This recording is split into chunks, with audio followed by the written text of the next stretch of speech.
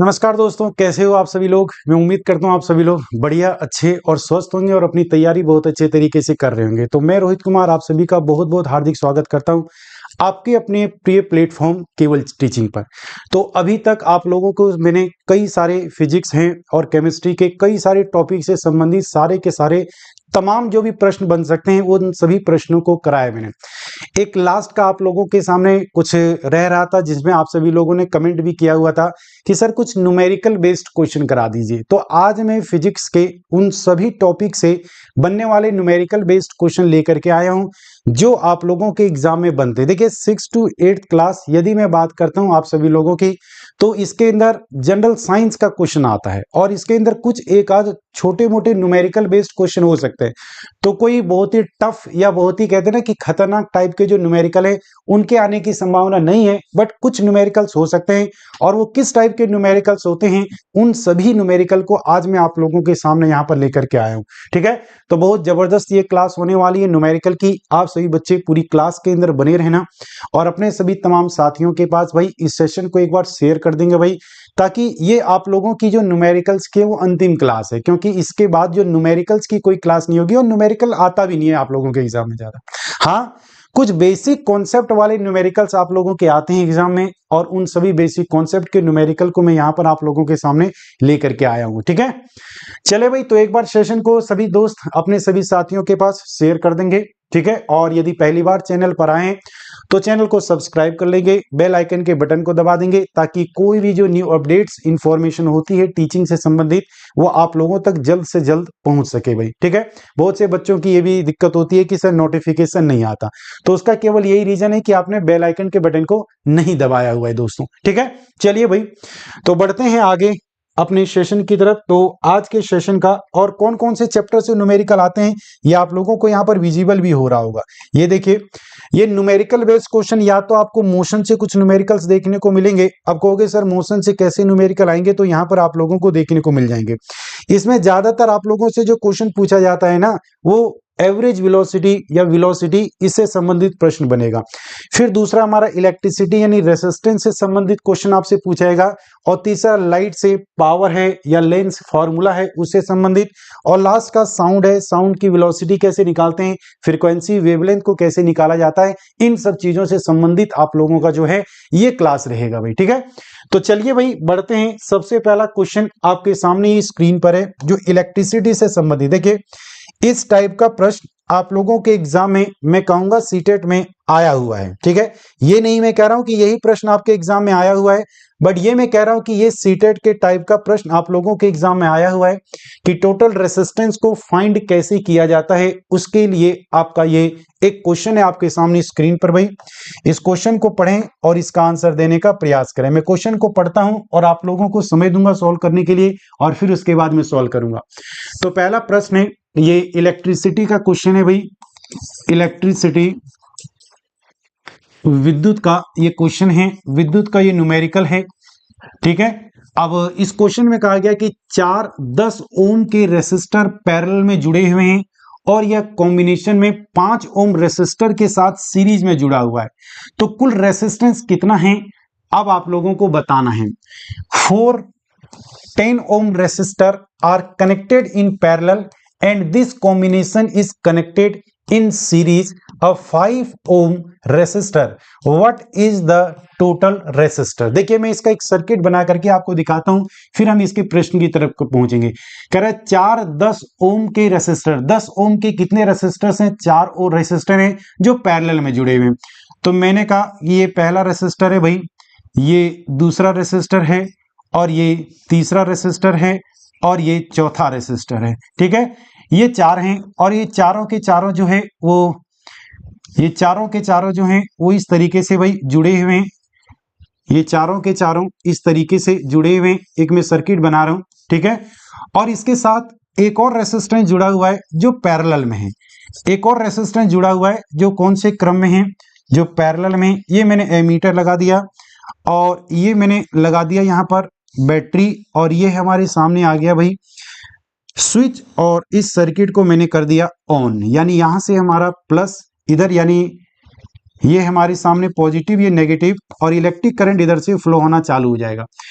तो ये 10 ओम है, ये भी 10 ओम है, ये भी 10 ओम है और ये भी 10 ओम है, लेकिन ये 5 ओम है। और आपको यहां पर बताना है कि इस पूरे सर्किट में टोटल रेसिस्टेंस का मान कितना होगा, ये आपको फाइंड करके बताना है। देखता हूं कि कौन इसका आंसर देता है भाई। ठीक है, देखता हूं कि कौन इसका प्रश्न का आंसर देगा भाई। गुड मॉर्निंग सभी को, गुड मॉर्निंग सर। रेसिस्टेंस समझा दीजिए सर। देखिए भाई, ये रेसिस्टेंस वाले और ये सारे टॉपिक मैं आप लोगों को कराने वाला था, ठीक है, जहां भी जिस भी संस्था से मैं पहले जुड़ा हुआ था, बट अब बीच में ही वहां से भाई सिस्टम सही से नहीं बन पाया, जिसकी वजह से आप लोगों को वहां पर ये क्लास में नहीं करवा पाया था। ठीक है, ये न्यूमेरिकल वाले based question, numerical based question में करवाने वाला था। वाकई में ये सारे के सारे प्रश्न जो है वो पहले से तैयार थे, मुझे आप लोगों को कराना था क्लास में, बट बीच में सेशन सही तरीके से भाई वहां पर नहीं चल पाए, जिसकी वजह से ये सारी बातें हुई। और एक और दूसरी बात मैं आप लोगों को बताना चाहता हूं कि देखिए, आप सभी बच्चों, आप सभी बच्चे हैं भाई, आप सभी लोगों को पता है कि कहाँ आप लोगों का क्या फायदा है और कहाँ आप लोगों का क्या नुकसान है। इसमें देखिए, मैं कभी किसी शिक्षक की बुराई नहीं करता, ठीक है, मैं क्योंकि सभी शिक्षक सम्मान के हकदार हैं भाई। सभी शिक्षक कुछ भी हो, किसी भी हालत से समझौता कर सकते हैं, लेकिन वो भाई एक सम्मान से समझौता नहीं कर सकते। उनको भाई इज्जत पूरी की पूरी मिलनी चाहिए। ये हर शिक्षक का भाई अपना अपना भाई टर्म्स होता है। तो एक सीधी सी बात है, यदि कोई कह रहा है कि भाई हमने लास्ट जो संस्थान है उसको भाई हमने ड्रॉप नहीं किया है, हमें ड्रॉप किया गया है। आप सभी लोगों को यदि पता भी होगा, आप में से कुछ पेड कोर्स के बच्चे होंगे, तो आप सभी लोगों को ये बात पता भी होगा कि 20 जनवरी को या 21 जनवरी को मेरी क्लास भी लगी हुई थी वहां पर एप्लीकेशन पर, और मैं क्लास लेने के लिए भी वहां पर गया, और जाकर के मैं जब डैशबोर्ड को ओपन किया, वहां देखा तो मेरी क्लास ही नहीं लगी हुई थी। अब जाकर के मैंने संपर्क किया जो भी वहां संस्था के लोग थे, तो मैंने पूछा कि क्लास क्यों नहीं लगी है, तो सर आपकी क्लास हटा दी है, अब आपकी क्लास नहीं होगी। तो भाई जब मेरी क्लास नहीं होगी तो मैंने कहा कोई बात नहीं भाई, जब तक 8 फरवरी तक जो बच्चों का एग्जाम है तब तक करवा लीजिए। तो उसमें भी नहीं सर, अब आपकी क्लास नहीं होगी। तो भाई जब नहीं होगी क्लास तो कोई बात नहीं, अब हम लोग क्या कर सकते हैं जबरदस्ती उसके अंदर, ठीक है, हम लोग कुछ नहीं कर सकते जबरदस्ती उसके अंदर। तो हम लोग भाई अपना घर आ गए, वापिस आकर के फिर हमने कुछ नहीं कहा कि भाई चलो भाई आराम से बैठने के लिए, भाई बच्चों को कम से कम नुकसान ना हो जाए। इसलिए दीपक सर, मैं और वासुदेव सर हम लोग मिले हुए थे, और हम लोगों ने एक साथ बोला कि चलिए कोई बात नहीं भाई, कुछ बच्चों का जो एक भी प्रश्न आ जाए हमारा पढ़ा हुआ तो बहुत ही भाई अच्छा रहेगा हम लोगों के लिए। तो हम लोगों ने भाई इसको स्टार्ट किया भाई, जो भी केवल टीचिंग आप लोगों के सामने देखने को मिल रहा है, ठीक है। तो बाकी भाई हम किसी भी शिक्षक के या किसी भी उसके लिए कोई हमारा ऐसा मकसद नहीं है, ठीक है, ये जस्ट आप लोगों के लिए स्टार्टअप किया हुआ है, इसके अंदर कोई ऐसी परेशानी वाली और कोई दिक्कत वाली किसी को नहीं होती है, ठीक है। चलिए, तो बाकी इन सब चीजों को आप लोग समझदार हो कि भाई आप लोग बच्चे थोड़ी ना वो दूध पीते कि कोई आपको ये बता दे तो ये कोई बात को ये बता दीजिए, ठीक है। आप सभी लोग एक समझदार बच्चे हो, ठीक है, और आप सभी लोगों को पता है कि आप लोगों के कहाँ क्या कैसी चीजें आप लोगों को मिल रही है। बाकी अब आप लोगों को भाई इतनी बातें जो पता होगी अच्छी तरीके से, ठीक है। तो चलिए अब इस प्रश्न का जवाब दीजिए भाई। बहुत से बच्चों ने इस प्रश्न का जवाब भी दे दिया है। क्या दिया है? 7.5। चलिए शुरू कर रहे हैं भाई। तो मैंने कहा कि सबसे पहले मुझे इन चारों रेसिस्टेंस को सॉल्व करना पड़ेगा, और ये सारे के सारे पैरेलल में। देखिए भाई, जब रेसिस्टेंस पैरेलल में होता है उसको हमें टोटल कैलकुलेट करना होता है, तो उन सभी को हम रेसिप्रोकल में ऐड कर देते हैं। R2 1 में R3 प्लस 1 में R4, 5 होता तो 5 को मैं ऐड कर देता। तो ये 1 में RP, ये 1 में हमारे पास कितना है 10, प्लस का 1 में 10 और प्लस का 1 में 10 और प्लस का 1 में 10। अब देखिए भाई ये सारे के सारे 10 है, तो इसका एलसीएम लोगे तो 10 आएगा। 1 2 3 4 ऊपर आ जाएगा 4, यानी मुझे आरपी कैलकुलेट करना है तो 10 ऊपर चले जाएगा और 4 नीचे आ जाएगा। इसको डिवाइड करोगे 4 दूनी 8, बचेगा 2, यानी ये हो जाएगा 2.5। इतना ओम हमारे पास इसका आ गया। लेकिन इसके साथ अब ये जो है वो सीरीज में जुड़ा हुआ है, और जब हम सीरीज में निकालते हैं तो सीरीज में टोटल निकालने का फार्मूला होता है, उन सभी को क्या कर दो, डायरेक्ट जोड़ दो, जितने भी रेसिस्टेंस उसके अंदर जुड़े हुए हैं। तो अब हमें करना क्या है, टोटल यदि आपको यहां पर फाइंड करना है तो टोटल फाइंड करने के लिए जो पहला रेसिस्टेंस आपका 2.5 ओम आया है, और जो दूसरा रेसिस्टेंस आप लोगों का आया हुआ है कितना दिया गया है, 5 ओम। 5 ओम को इसके साथ जोड़ देंगे तो 5 और 2 कितना हो जाएगा, 7.5 ओम आ गया, यानी 7.5। और ये ऑप्शन किस में दिया गया है, सी में दिया गया। बहुत बढ़िया भाई, ठीक है। न्यूमेरिकल के कितने क्वेश्चन आते हैं, ये मुस्कान जी का कहना है। देखिए बच्चे, न्यूमेरिकल के कितने क्वेश्चन आते हैं ये कुछ भी नहीं कहा जा सकता, बट इतना मैं आप लोगों को बताता हूं कि यदि न्यूमेरिकल आएंगे तो एक या दो हो सकते हैं, एक भी हो सकता है, दो भी हो सकता है, और ऐसा भी हो सकता है कि एक भी न्यूमेरिकल नहीं आ सकता है, क्योंकि फिजिक्स से आप लोगों के टोटल 6 से 7 प्रश्न आप लोगों को देखने को मिल जाएंगे। अब 6 से 7 प्रश्नों में कुछ कॉन्सेप्चुअल बेस का क्वेश्चन होगा, एक न्यूमेरिकल का। जो अभी तक सीटेट ने न्यूमेरिकल पूछे हैं क्वेश्चनों से फिजिक्स से, वो 3 ही चैप्टर से हम लोगों ने न्यूमेरिकल को देखे हैं। सबसे पहला जो है वो स्पीड से, अब एवरेज स्पीड, औसत चाल को कैसे निकाला जाता है, तो उस औसत चाल से संबंधित ये सारी बातें, ठीक है। दूसरी सबसे बड़ी बात यदि मैं बात करूं, ठीक है सर, अपडेट का क्लास लेंगे ना प्लीज सर बताइए। अपडेट, ये किस चीज के अपडेट की बात है भाई? अरे यूपी टेट कह रहे हो कि अपडेट कह रहे हो भाई?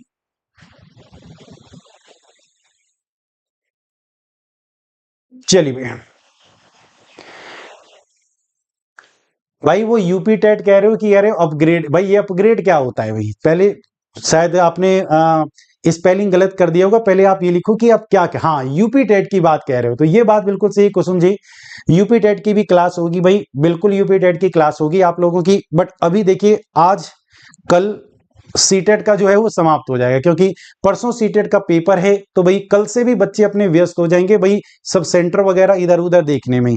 तो आज और कल हो सकता है कि कुछ सेशन आप लोगों के सामने कर लिया जाए, जिसमें आप सभी लोगों को भाई कॉन्ग्रेचुलेशन वगैरह भाई आप लोगों को दे दिया जाए, बधाई दे दिया जाए, ताकि भाई आप लोग मोटिवेट हो जाए, क्योंकि मोटिवेट करना भी बहुत जरूरी है आप लोगों को, क्योंकि मोटिवेशन से आप लोगों को बहुत सारी चीजें ऐसी भी मिलती है जो आपको भाई आप कर नहीं पाती हो अपनी आप, ठीक है। चलिए तो बढ़ते हैं आगे भाई, इसका आंसर सभी को समझ में आ गया है।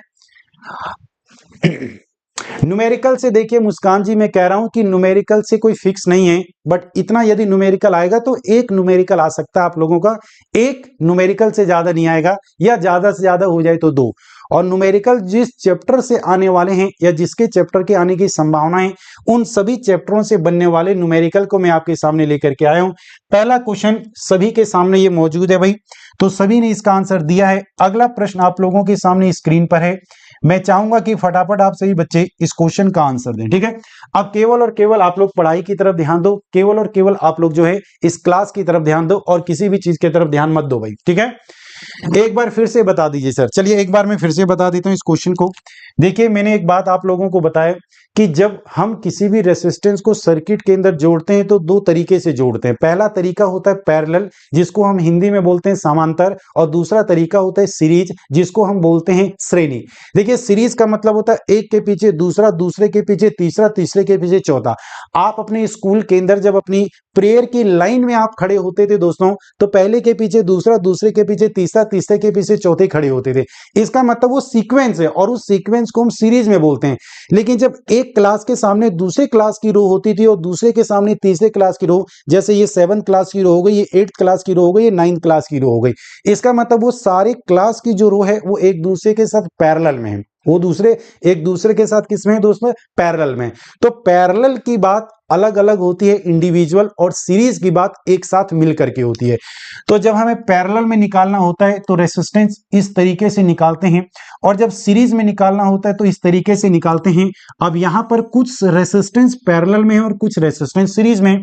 ये चारों के चारों पैरेलल में है और ये एक अकेला सीरीज में है, बट इन चारों का जो टोटल निकलेगा वो इसके साथ सीरीज में है। तो अब मैंने इसका पैरेलल निकाल लिया टोटल, और इसके साथ इसका टोटल और इसका टोटल दोनों को जोड़ दिया, तो टोटल हमारे सामने रेसिस्टेंस 7.5 ओम आ गया है। अगला क्वेश्चन उसी के बेस पर है, उसी के बिहाफ पर है, जो अभी लास्ट में मैंने आप लोगों को बताया था, ठीक है।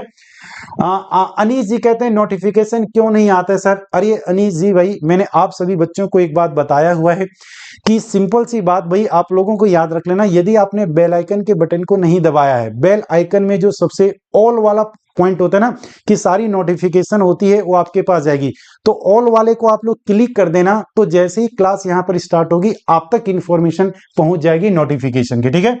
चलिए नेक्स्ट अगला क्वेश्चन है, एक आर प्रतिरोध वाले तार को खींचकर उसकी लंबाई दोगुनी कर दी जाती है तो नया प्रतिरोध क्या होगा? A wire of resistance R is stretched to double its length. What is its new resistance? देखिए भाई, ये कह रहा है कि ये हमारे पास एक तार है, ठीक है, और एक तार है, और इस तार के, ये मान लो एक तार है हमारे सामने, और इस तार की लंबाई जो है, ये तार है हमारे सामने, इस तार की लंबाई है L, और इस तार का रेसिस्टेंस है R, और इस तार का मान लो एरिया ऑफ क्रॉस सेक्शन, इस तार का ये लो मान लो मैंने बोल दिया, इस तार का एरिया ऑफ क्रॉस सेक्शन जो है, इस तार का एरिया ऑफ क्रॉस सेक्शन कितना है? ए, इसको बोलते हैं एरिया ऑफ क्रॉस सेक्शन, अनुप्रस्थ काट का क्षेत्रफल, और एल जो है वो उसकी लंबाई है, और इसका रेसिस्टेंस। यदि मुझे इस तार का रेसिस्टेंस निकालना है तो रेसिस्टेंस को निकालने का फॉर्मूला होता है R is equal to rho L upon में ए। अब यहां पर ध्यान से देखना, एल क्या है? एल का मतलब होता है length of wire, length of wire यानी तार की लंबाई। एल जो है वो तार की लंबाई कहलाएगी। जबकि यदि मैं इसी के नीचे रखता हूं ए, तो ए का मतलब है area of cross section, area of cross section, area of cross section, या इसको बोलते हैं अनुप्रस्थ काट का क्षेत्रफल, अनुप्रस्थ काट का क्षेत्रफल, ठीक है। और यदि मैं बात करता हूं एक सीधी सी बात, रो, सर रो क्या है? रो का मतलब होता है रेसिस्टिविटी, रेसिस्टिविटी, रेसिस्टिविटी का मतलब होता है नेचर ऑफ मटेरियल, तार की प्रकृति, nature of material, nature of material, इसको हम हिंदी में बोलते हैं तार की प्रकृति। अब तार की प्रकृति क्या होती है, तो इसका मतलब याद रख लेना, वो तार चांदी का बना है, वो तार सोने का बना है, वो तार कॉपर का बना है, या फिर वो तार एल्युमिनियम का बना है। एक बात मुझे बताओ, सोने, चांदी, एल्युमिनियम या और भी अन्य तारों की यदि मैं बात करता हूं आप सभी लोगों से, ठीक है, सर 6 to 8 का साइंस इतना टफ है क्या? अरे भाई, ये 6 to 8 का साइंस ये आप लोगों के जो 7th क्लास का इलेक्ट्रिसिटी का चैप्टर है उसके अंदर का पूछा गया न्यूमेरिकल है। ये न्यूमेरिकल आप लोगों के एग्जाम में पूछे गए हैं दोस्त, फिर दोबारा मैं बताऊंगा। इनमें से मैक्सिमम जो न्यूमेरिकल्स मैंने बनाए हैं वो आप लोगों के एग्जाम में जिस टाइप के पूछे गए क्वेश्चन हैं उसी क्वेश्चन पर आधारित ये प्रश्न आपको देखने को मिल रहे हैं। और मैं आपको बता रहा हूं कि मैं आपको गुमराह नहीं कर रहा हूं कि मैंने कहा कि हो सकता है कि आपके एग्जाम में न्यूमेरिकल आए, एक आ सकता है। अब वो एक किस चैप्टर से आएगा ये कोई भरोसा नहीं है। जिस चैप्टर की संभावना बनती है उनमें से मैंने बताया जिस जिस चैप्टर से सीटेट ने प्रश्न पूछे हैं न्यूमेरिकल के फॉर्म में वो उन्हीं चैप्टर से बना सकता है। जिसमें मैंने आप लोगों को बता दिया कि सबसे पहला आप लोगों का एवरेज स्पीड, एवरेज वेलोसिटी निकालने के लिए कैसे आता है, दूसरा आप लोगों का रेसिस्टेंस निकालने के लिए पूछा जाएगा, तीसरा आप लोगों को एनर्जी वगैरह के बारे में पूछ दिया जाएगा कि kinetic energy, potential energy, work done कैसे निकाला जाता है। तो ये सारे कॉमन क्वेश्चन हैं, ये टफ नहीं है। हाँ, मैं ये कहूंगा कि आप लोगों ने इसको सॉल्व नहीं किया होगा, आप लोगों ने इसको नहीं पढ़ा होगा, इसलिए आपको ये टफ लग रहा होगा, ठीक है। चलिए भाई, चलिए भाई, बहुत बढ़िया। शर्मिला जी, सर जी इस बहादुरी और हम लोगों के साथ लेने हैं, बड़े से डेटे हुए हैं, ज्यादा शेयर और लाइक शेयर करिए। बिल्कुल बिल्कुल भाई, बिल्कुल शर्मिला जी का सही कहना है, ठीक है। बीच बीच में सेशन को शेयर और लाइक भी करते रहिए। सर सदीश और अदीश एक बार बता दीजिए। देखिए वो भी मैं बता दूंगा भाई, अभी लास्ट में आप लोगों का कुछ डाउट भी मैं ले लूंगा, ठीक है। आप सभी लोगों का कुछ डाउट भी ले लूंगा, ठीक है। आप सभी लोगों का कुछ डाउट भी अंतिम में मैं ले लूंगा कि किस किस टॉपिक से आप लोग क्या कह रहे हो, ठीक है। चलिए अभी आप यहां पर ध्यान दीजिए। तो सर इतना हम कैसे करेंगे, तो एक बार मैं आप लोगों को बता दे रहा हूं, इस फॉर्मूले का हम प्रयोग करते हैं कब, जब किसी भी तार की लंबाई या किसी भी तार की मोटाई को बढ़ा और घटा दिया जाता है तो उसके रेसिस्टेंस पर क्या इफेक्ट पड़ता है। तो देखना ध्यान से, यहां पर ऐसे प्रश्नों को सॉल्व करने के लिए हमारे सामने एक शॉर्ट ट्रिक होता है, एक शॉर्ट ट्रिक का फार्मूला होता है, ठीक है। और इस फार्मूले को आप लोगों को याद रख लेना है भाई। अब वो फार्मूला क्या है, ध्यान से आप लोग समझना। यदि आर डैश ये नया तार है और आर ये पुराना है, इनटू में एन का स्क्वायर है।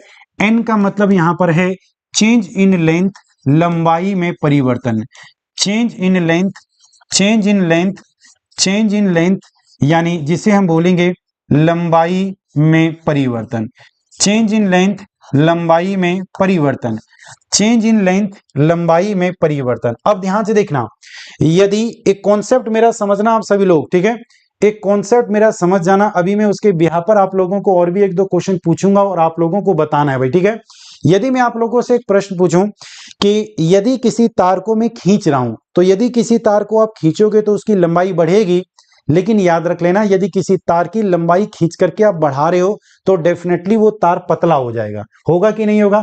और यदि किसी तार को आप मोड़ रहे हो और मोड़ कर उसको आधा कर रहे हो, ठीक है, तो इसका मतलब डेफिनेटली उस तार की मोटाई कम होगी।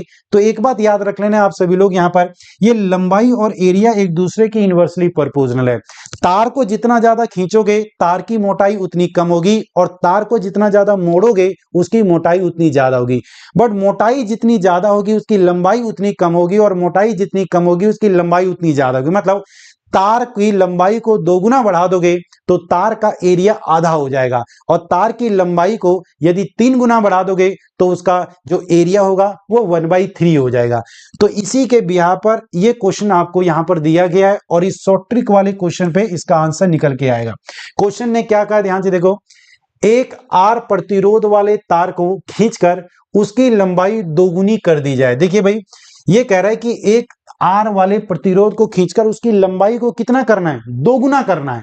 भाई यदि उसकी लंबाई को आप दोगुना कर रहे हो, कितना कर रहे हो, दो गुना, तो लंबाई में कितना परिवर्तन आया है, तो लंबाई में सर दोगुना का परिवर्तन आया। यदि उसकी लंबाई पहले एल थी, यदि इसकी लंबाई पहले एल थी, तो अब जो उसकी लंबाई होगी, अब जो उसकी लंबाई होगी, पहले यदि पहले उसकी लंबाई एल थी, तो अब जो उसकी लंबाई हो जाएगी, पहले यदि उसकी लंबाई एल थी तो अब जो उसकी लंबाई हो जाएगी वो 2l हो जाएगी। यानी कितने का परिवर्तन आया है, 2 गुने का परिवर्तन। तो यहां से मैं कहूंगा R dash is equal to R, और n की जगह पे कितना रख दो भाई, 2 रख दो। और ये 2 का यदि करोगे स्क्वायर तो 2 दूनी कितना हो जाएगा, 4a हो जाएगा। यही हमारा आंसर है, ऑप्शन डी। कितने लोगों ने इसका आंसर दिया है भाई, बिल्कुल सही, 4r इसका आंसर हो जाएगा। डी कितने लोगों ने आंसर दिया है भाई, बहुत बढ़िया भाई, बहुत बढ़िया, बहुत बढ़िया, बहुत बढ़िया भाई। गुड मॉर्निंग भाई, गुड मॉर्निंग आप सभी को, गुड मॉर्निंग, बहुत बढ़िया। हिमांशी जी ने भी डी जवाब दिया है, सभी ने डी जवाब दिया है, तो बहुत बढ़िया भाई, बहुत अच्छे, ठीक है।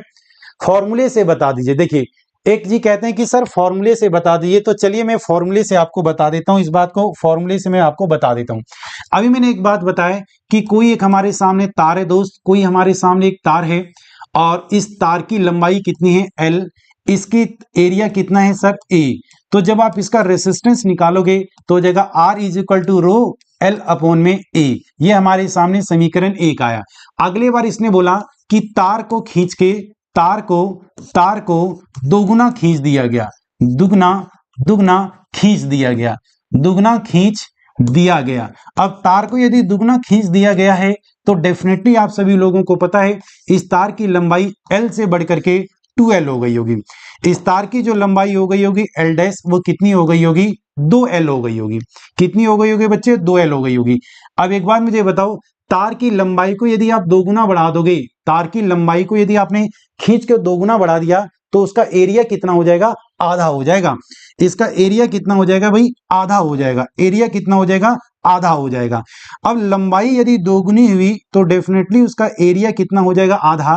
तो अब जब यहां से आर डैश निकालोगे तो रो, ये एल डैश अपॉन में ये ए डैश हो जाएगा। तो इनकी वैल्यूज उसकी जगह पे पुट कर दो। तो सर यदि मैं आर डैश निकालना चाहता हूं तो ये आ गया हमारे पास आर डैश, ये हो गया रो, एल डैश की जगह पे हो गया सर 2l, और सर ए डैश की जगह पे हो गया a/2। अब ध्यान से देखना, इस 2 को नीचे ले आओ, ये हो गया रो एल अपॉन में ए, और नीचे वाले 2 को ऊपर ले जाओ तो 2 गुने में 2 कितना हो गया, 2 इंटू में ये आ गया 2। अब एक बात बताओ, रो एल अपॉन में ए ये किसके बराबर है सर, आर के बराबर है। तो इसका मतलब ये हो गया आर इंटू में ये हो गया 4। तो आर डैश की वैल्यू कितनी आ गई, आर डैश की वैल्यू कितनी आ गई, 4r आ गई, 4r आ गई। और यही चीज तो हमारा पीछे निकल के आया था, यही चीज तो आर डैश 4r के बराबर आया था।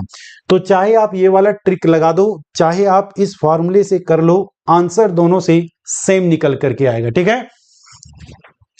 सर एरिया कांस्टेंट नहीं होता, एरिया कांस्टेंट नहीं होगा। अरे भाई मैं एक सीधी सी बात आप लोगों को बताऊं, एक सीधी सी बात देखिए, मान लो कि एरिया कांस्टेंट नहीं करना है, यदि वो बोलेगा एरिया कांस्टेंट है तब एक अलग बात होगी, बट मैं आपको सीधी सी बात बताता हूं कि ये तार है, इस तार को यदि मैं खींचने लग जाऊं तो ये तार डेफिनेटली पतला होगा ना, लेकिन तार की लंबाई जितनी ज्यादा होगी तो ये तार उतना ही पतला होता जाएगा, मतलब इसका एरिया उतना ही कम होता जाएगा।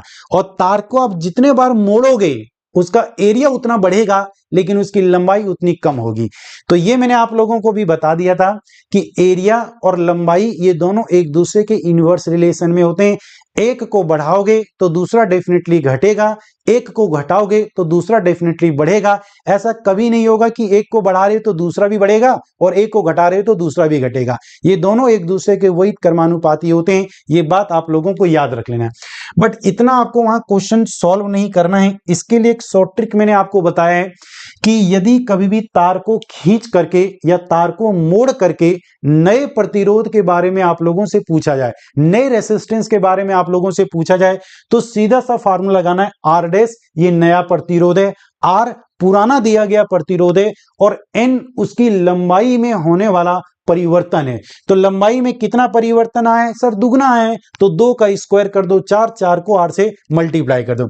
चलिए एक क्वेश्चन में देता हूं इसी के बिहार पर, देखता हूं कि कौन इसका जवाब दे पाएगा। भाई एक क्वेश्चन मैं आपको दे रहा हूं और वो क्वेश्चन इस तरीके से दे रहा हूं, एक प्रश्न मैं आपको दे रहा हूं और वो प्रश्न ये कि यदि 4 ओम के एक तार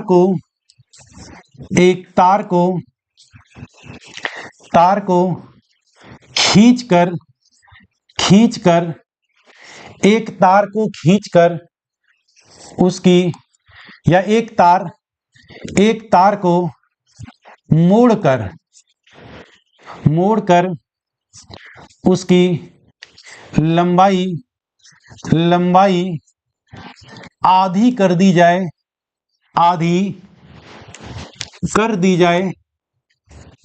जाए तो नए तार का प्रतिरोध ज्ञात करो। इसका आंसर आप सभी लोगों को फटाफट देना है भाई।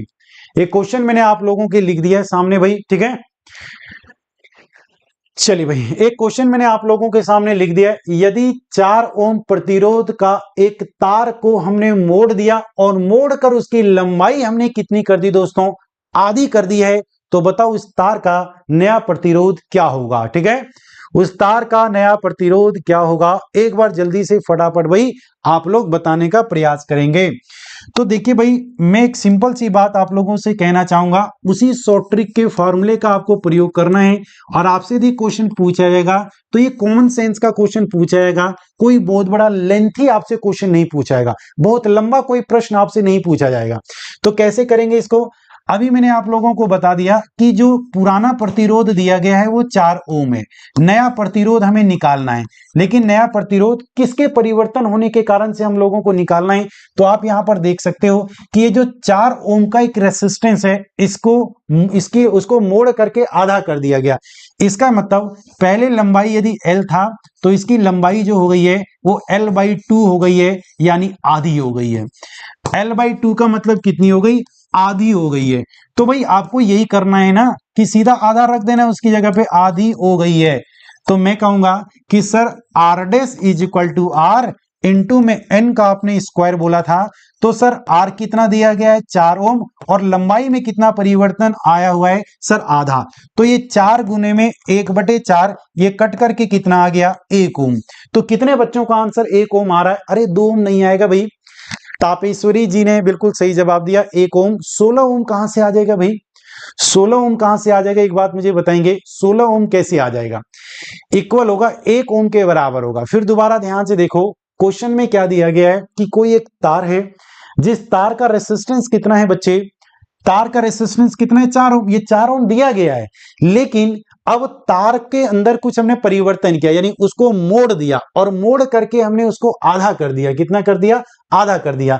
तो यदि उसकी लंबाई पहले L रही होगी तो अब उसकी लंबाई L/2 हो गई। तो लंबाई में परिवर्तन कितना है? आधा।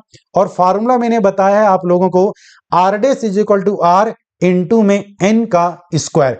एन का मतलब है लंबाई में होने वाला परिवर्तन 1/2 इसका स्क्वायर, तो 2 का स्क्वायर हो जाएगा 4, 4 से 4 कट गया तो आ गया 1 ओम। तो मैं उम्मीद करता हूं कि मैं समझता हूं, ठीक है। स्क्वायर करना भूल गई थे, अच्छा स्क्वायर करना भूल गई थे इसलिए आपने इसको भाई 2 लिख दिया भाई, ठीक है। तो ये गलती मत करना एग्जाम के अंदर, एग्जाम के अंदर ये गलती मत करना वंदना जी, ठीक है। चलिए, सभी को समझ में आ गया। अगले क्वेश्चन की तरफ अब हम बढ़ते हैं, यानी रेसिस्टेंस से संबंधित आपसे यदि कोई क्वेश्चन पूछेगा तो अब डेफिनेटली मैं उम्मीद करता हूं कि आप लोग उसका आंसर दे दोगे भाई, ठीक है। चलिए, अगला क्वेश्चन अब आपके सामने स्क्रीन पर है। ये वर्क और एनर्जी के चैप्टर से बना हुआ प्रश्न है। ये वर्क और एनर्जी के चैप्टर का बना हुआ क्वेश्चन है भाई। क्वेश्चन क्या कह रहा है, ध्यान से देखना। क्वेश्चन ये क्या कह रहा है, ध्यानपूर्वक समझेंगे। एक वस्तु पर 35 न्यूटन का लगातार बल लगाया जाता है, जिससे वह बल की दिशा से 60 डिग्री के कोण पर चलती है। यदि विस्थापन 4 मीटर है तो किया गया कार्य कितना होगा। अ constant force of 35 Newton is applied to an object, causing it to move at an angle of 60 degree to the direction of the force. If the displacement is 4 meter, what is the work done? इसका work done क्या होगा? तो sir work done का formula होता है W is equal to F S cos theta.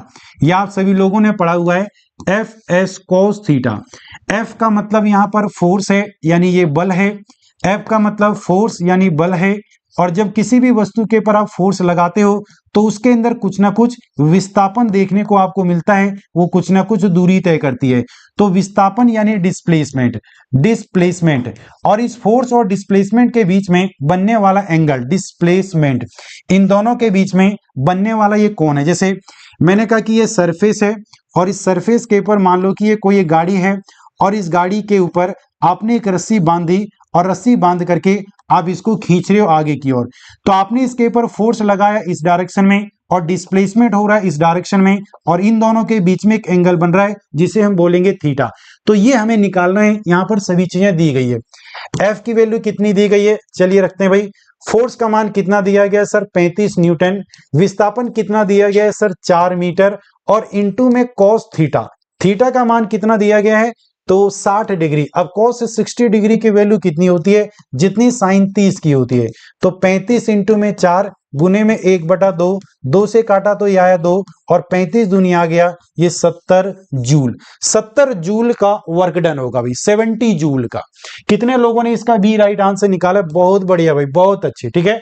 देखिए कुछ लोग कह रहे थे कि सर न्यूमेरिकल नहीं आता, आप देखो कैसे आप लोग जबरदस्त तरीके से आंसर निकाल रहे हो, बहुत बढ़िया भाई, ठीक है। एडमिट कार्ड लॉन्च कब से होगा, देखिए भाई एडमिट कार्ड लॉन्च जब भी आपका एग्जाम है उससे 2 दिन पहले होगा। यानी जिन बच्चों का एग्जाम शनिवार को है, शनिवार यानी 7 को है, उनका एग्जाम 5 को आएगा, यानी आज 5 है, तो हो सकता है आज किसी भी वक्त आप लोगों को एडमिट कार्ड जो है वो देखने को मिल जाएगा, ठीक है।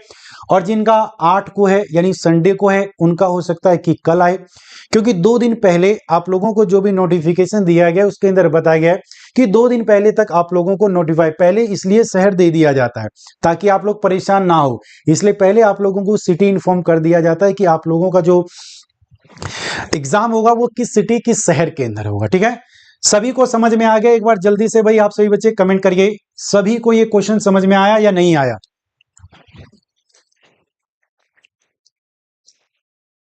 फटाफट बताएंगे, क्या सभी को समझ में आ गया। गुरुजी फॉर्मूला भूल जाते हैं, तो बेटा जो भी जिस फॉर्मूले को आप भूल जाते हो उन सभी फॉर्मूले को एक चार्ट बनाओ, और उस चार्ट को अपने बेड के माथे के सामने चिपका दो, कि रोज सुबह उठते ही आप उसको देखो, और शाम को सोने से पहले उसको देखो, तो फिर वो आप लोगों के भाई पूरे दिमाग के अंदर उतर जाएगा भाई, ठीक है। तो इस क्वेश्चन का आंसर सभी को मैं उम्मीद करता हूं समझ में आ गया होगा। अगला क्वेश्चन फिर आपके सामने स्क्रीन पर है दोस्तों। नेक्स्ट क्वेश्चन आपके सामने ये स्क्रीन पर है। ये फिर से एक इलेक्ट्रिसिटी के चैप्टर का ही क्वेश्चन है। ये सारे टाइप के क्वेश्चन एग्जाम में पूछे गए हैं सीटेट के। 4 रेसिस्टर जिनमें से हर एक का रेसिस्टेंस 1 ओम है, पैरेलल में जुड़े हुए हैं, और यह कॉम्बिनेशन 0.5 वोल्ट की बैटरी से जुड़ा हुआ है, तो सर्किट में बहने वाला कुल करंट कितना होगा। 4 resistor each of the resistance 1 ohm are connected in parallel. This combination is connected to 0.5 volt battery. What is the total current flowing through the circuit? तो 4 रेसिस्टर आप लोगों को यहां पर देखने को मिल रहे हैं, जिनमें से हर एक रेसिस्टर 1 ओम का है।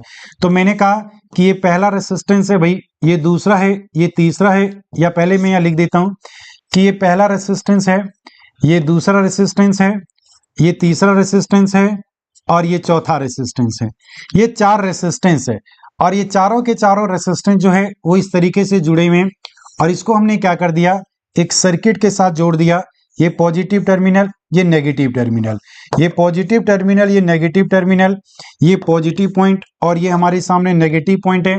अब हर एक की वैल्यू 1 ओम 1 ओम 1 ओम दी गई है और बैटरी का टर्मिनल का पॉइंट कितना दिया गया, 0.5 वोल्ट की ये बैटरी है। और आप लोगों के बताना है कि इस पूरे सर्किट के अंदर ये जो करंट है, इस करंट की मात्रा कितनी है। तो सबसे पहले इस पूरे सर्किट का आपको टोटल रेसिस्टेंस निकालना पड़ेगा। टोटल रेसिस्टेंस आप पैरेलल में निकालोगे 1 by 1 1 by 1 1 by 1 1 by 1, यानी सबका एलसीएम आया 1 1 + 1 + 1 + 1, यानी 1 और 1 4 बटे कितना आ गया 1। तो आर टी जब आप निकालोगे तो ये रेसिप्रोकल में हो जाएगा 1/4 ओम। अब यहां पर हम ओम्स लॉ को फॉलो करेंगे, ओम्स के नियम का पालन करेंगे, ठीक है। और ओम्स ने अपने नियम में क्या बोला है, ओम्स कहता है कि V is directly proportional to I, ठीक है। V is directly proportional to I और उसको कांस्टेंट करने के लिए हमने एक R कांस्टेंट का यूज किया हुआ जिसे रेसिस्टेंस बोलते हैं। I निकालना है तो I is equal to V upon में कितना हो जाएगा दोस्तों, R हो जाएगा। तो यहां से वोल्टेज हमारे सामने कितना दिया हुआ है 0.5 और R हमने कितना निकाला है 1/4, ये वाला 4 आ जाएगा ऊपर। तो 0.5 को जब आप 4 से मल्टीप्लाई करोगे तो 5 चौके होता है 20, एक डिजिट के बाद डेसिमल लगा दो, इतना एम्पियर करंट आ जाएगा, 2 एम्पियर इसका आंसर होगा। बहुत बढ़िया, बहुत अच्छे भाई, देखिए सभी लोग निकाल रहे हैं आंसर, 4 का 2 एम्पियर होगा, बहुत बढ़िया भाई। बी कौन जवाब दे रहा है, बी नहीं होगा भाई, बी नहीं होगा, इसका आंसर होगा डी, ठीक है। किरण कुमारी ने भी डी जवाब दिया है और नागा गुप्ता जी का भी डी आंसर है, वंदना जी का भी डी आंसर है और तिया जी का भी डी आंसर है। बहुत बढ़िया, बहुत अच्छे भाई, बहुत अच्छे, ठीक है। चलिए बहुत अच्छे भाई, देखिए सभी लोग आंसर दे रहे हैं, ठीक है। और यकीन मानना यदि न्यूमेरिकल आया, देखिए मैं बार बार बता रहा हूं, मैं ये नहीं कहूंगा कि आपके एग्जाम में 5 न्यूमेरिकल आएंगे भाई, आपका कॉमन सेंस का या कहते हैं ना कि कॉन्सेप्ट बेस के क्वेश्चन पूछे जाएंगे। तो हो सकता है कि 1 क्वेश्चन या 2 क्वेश्चन आपके एग्जाम में आ जाए, हो सकता है, मैं अभी भी बात बता रहा हूं, मैं ये श्योर नहीं कह रहा हूं कि ये आएंगे ही आएंगे, ठीक है। बट 1 या 2 क्वेश्चन के बनने की संभावना होती है, जैसे कई बार पूछा गया है, जैसे लास्ट टाइम देखा होगा आपने न्यूमेरिकल नहीं पूछा गया था, ठीक है, बट उससे पहले न्यूमेरिकल पूछा गया था, एक न्यूमेरिकल इलेक्ट्रिसिटी से पूछ दिया गया था। तो हो सकता है कि इस बार भाई पूछ दे वो, ठीक है, क्योंकि इस न्यूमेरिकल को देख करके बहुत से बच्चे दूर भागते हैं, तो थोड़ा टफ बनाने के लिए हो सकता है वो पूछ दे, ठीक है। गुरुजी फॉर्मूला बता दे रहे हैं तो आंसर आ ही जाएगा। हाँ बिल्कुल भाई, फॉर्मूला यदि आपको मैं बता दूंगा तो आंसर आप लोग निकाल, यही तो आपको समझना है, ठीक है।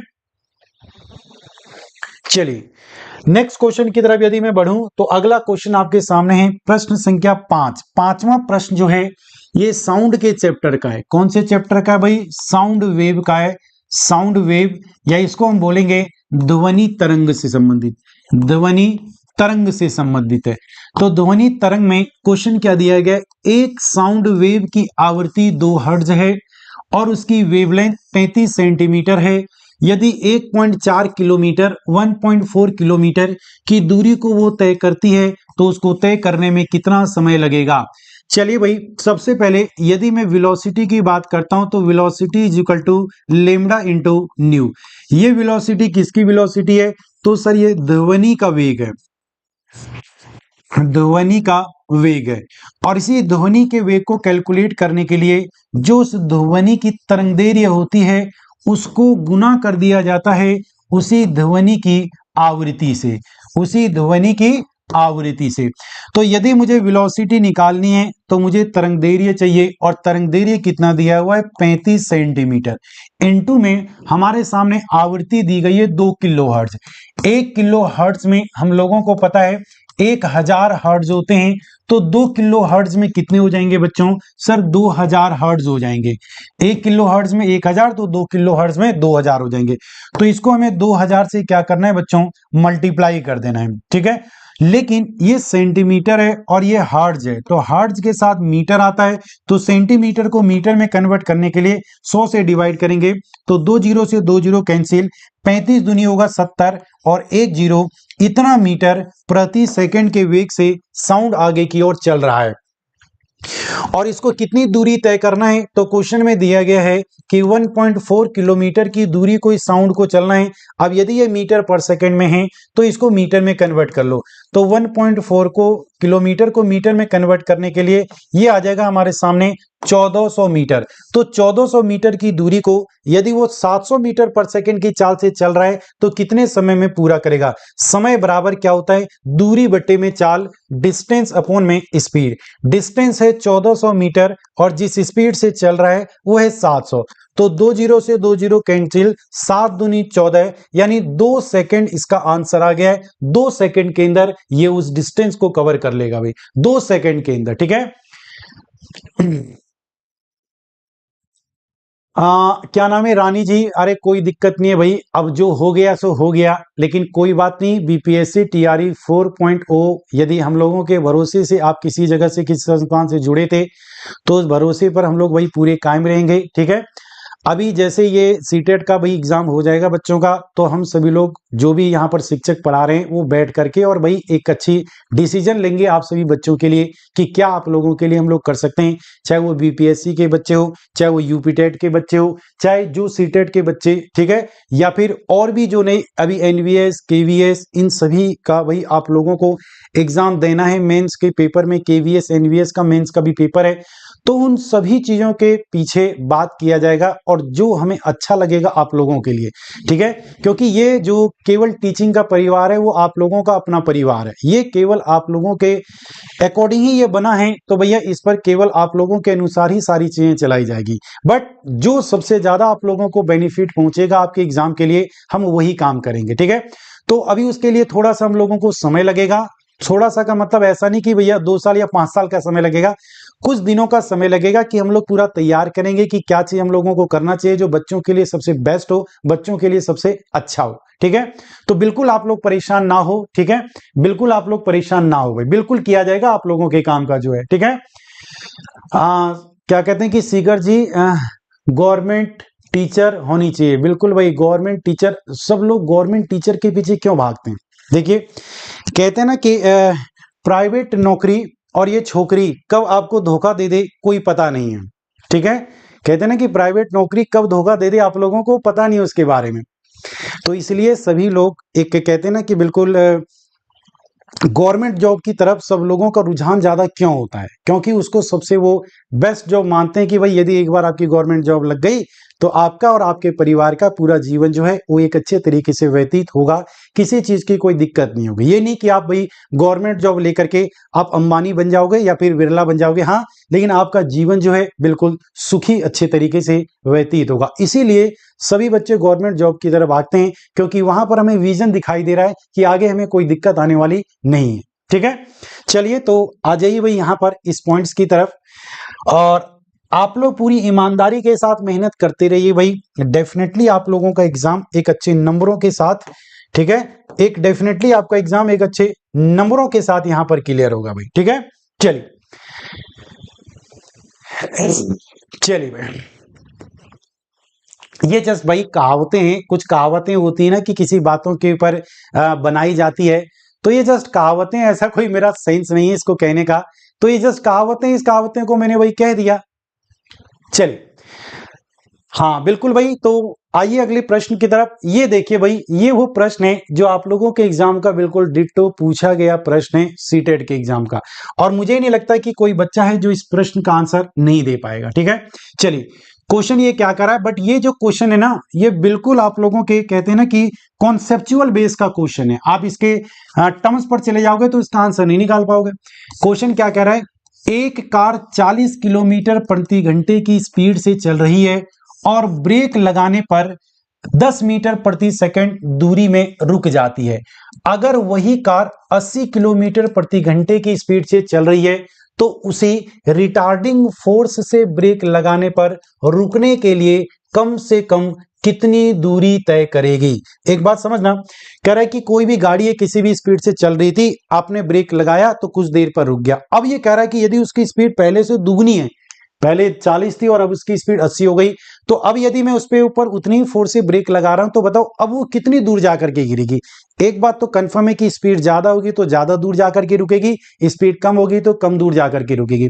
लेकिन सर ये रिलेशन कैसे निकाला जाएगा? तो इस रिलेशन को आप यहां पर निकाल सकते हो कि किसी भी चीज के ऊपर यदि आप फोर्स लगा रहे हो तो वो बॉडी एक एनर्जी से दौड़ रही थी, और वो एनर्जी कौन सी थी? काइनेटिक एनर्जी थी। कौन सी थी? Kinetic energy. और काइनेटिक एनर्जी का मतलब होता है वर्क डन। वर्क डन का मतलब होता है चेंज इन काइनेटिक एनर्जी को हम बोलते हैं वर्क डन। ठीक है, तो यहां पर वर्क डन का फार्मूला हो जाएगा फोर्स इनटू में हमारे सामने हो जाएगा डिस्प्लेसमेंट, और यहां पर हो जाएगा भाई चेंज इन काइनेटिक एनर्जी का मतलब होता है हाफ एम वी का स्क्वायर। तो यदि मैं रिलेशन बनाऊं तो ये डी जो है वो डायरेक्टली प्रोपोर्शनल किसके बन जाएगा? वेलोसिटी के बन जाएगा। इसका मतलब वेलोसिटी जितनी ज्यादा होगी वो डिस्टेंस उतना ज्यादा ट्रेवल करेगा, वेलोसिटी जितनी कम होगी वो डिस्टेंस उतना ही कम ट्रेवल करेगा। तो यहां मैंने एक रिलेशन बना लिया और मैं उसको निकाल लूंगा भाई यहां पर। तो सबसे पहले जो V1 आपके पास दी गई है वो 40 किलोमीटर पर आवर की स्पीड दी गई है, और V2 जो आपके पास दी गई है वो 80 किलोमीटर पर आवर की स्पीड दी गई है। जो D1 आपके पास दिया गया है पहले कितनी दूरी पर वो रुकी है? 10 मीटर की दूरी पर। तो वो पूछ रहा है कि अब बताओ यदि उसकी स्पीड 80 होती तो वो कितनी दूरी पर रुकता, ये आपसे निकालना पूछ रहा है। तो मैं इस रिलेशन को बना सकता हूं ना कि D2 अपॉन में D1 is equal to V2 का स्क्वायर अपॉन में V1 का स्क्वायर। तो लगा दो भाई। यहां पर यदि मैं V2 की बात करूं तो V2 हमारे सामने कितना है सर? V2 है हमारे सामने 80, और V1 हमारे सामने कितना है सर? 40 है, और इस पूरे का मुझे करना है स्क्वायर। तो 40 दूनी 80, 2 का स्क्वायर कितना हो जाएगा बच्चे? 4। तो यदि मैं इसको करूं D2 तो D2 is equal to D1 into में किसके? 4 के बराबर हो जाएगा। D2 is equal to D1 कितना है हमारे सामने? 10 गुने में 4, 10 चौके कितना हो जाएगा? 40 मीटर। मतलब वो उसके 40 मीटर की दूरी पर जाकर के रुकेगा। तो इसका राइट आंसर ऑप्शन डी रहेगा। कितने बच्चों को ये समझ में आया भाई? डी इसका राइट आंसर रहेगा। ठीक है, चलिए भाई, चलिए। हाँ बहुत बढ़िया, देखिए बहुत से बच्चे जवाब निकाल रहे हैं डी डी डी, बहुत बढ़िया। ठीक है, बिहार स्टेट में 74.99 है जनरल में और 75 क्वालिफाइंग है। क्या करूं? समझा नहीं मैं आपकी बात को कि 74.99 है जनरल। देखिए मैं समझा नहीं आपकी बात को। देखिए किसी को यदि किसी चीज से कोई संबंधित है तो भाई आप लोग जो है अपना डाउट या अपनी दिक्कत जो भी परेशानी है उसको एक पेज में आप लोग लिख करके, और जो टेलीग्राम चैनल आप लोगों को दिया गया उस टेलीग्राम पर आप लोग सेंड कर सकते हो। ठीक है, जब वो इन्फॉर्मेशन हम लोगों तक पहुंचेगी तो भाई हम लोग उसको देख करके और जो कुछ अच्छा लगे हम वो भाई आपको रिप्लाई में वहीं पर डाल दिया जाएगा। ठीक है, चलिए। हाँ बिल्कुल, अरे भाई बिल्कुल, ये बोर्ड की सारी पीडीएफ आपको मिल रही है। आप, मुझे लग रहा है कि मिस गुप्ता जी मतलब नई आप इस चैनल पर आए हैं। ठीक है, मुझे ऐसा लग रहा है।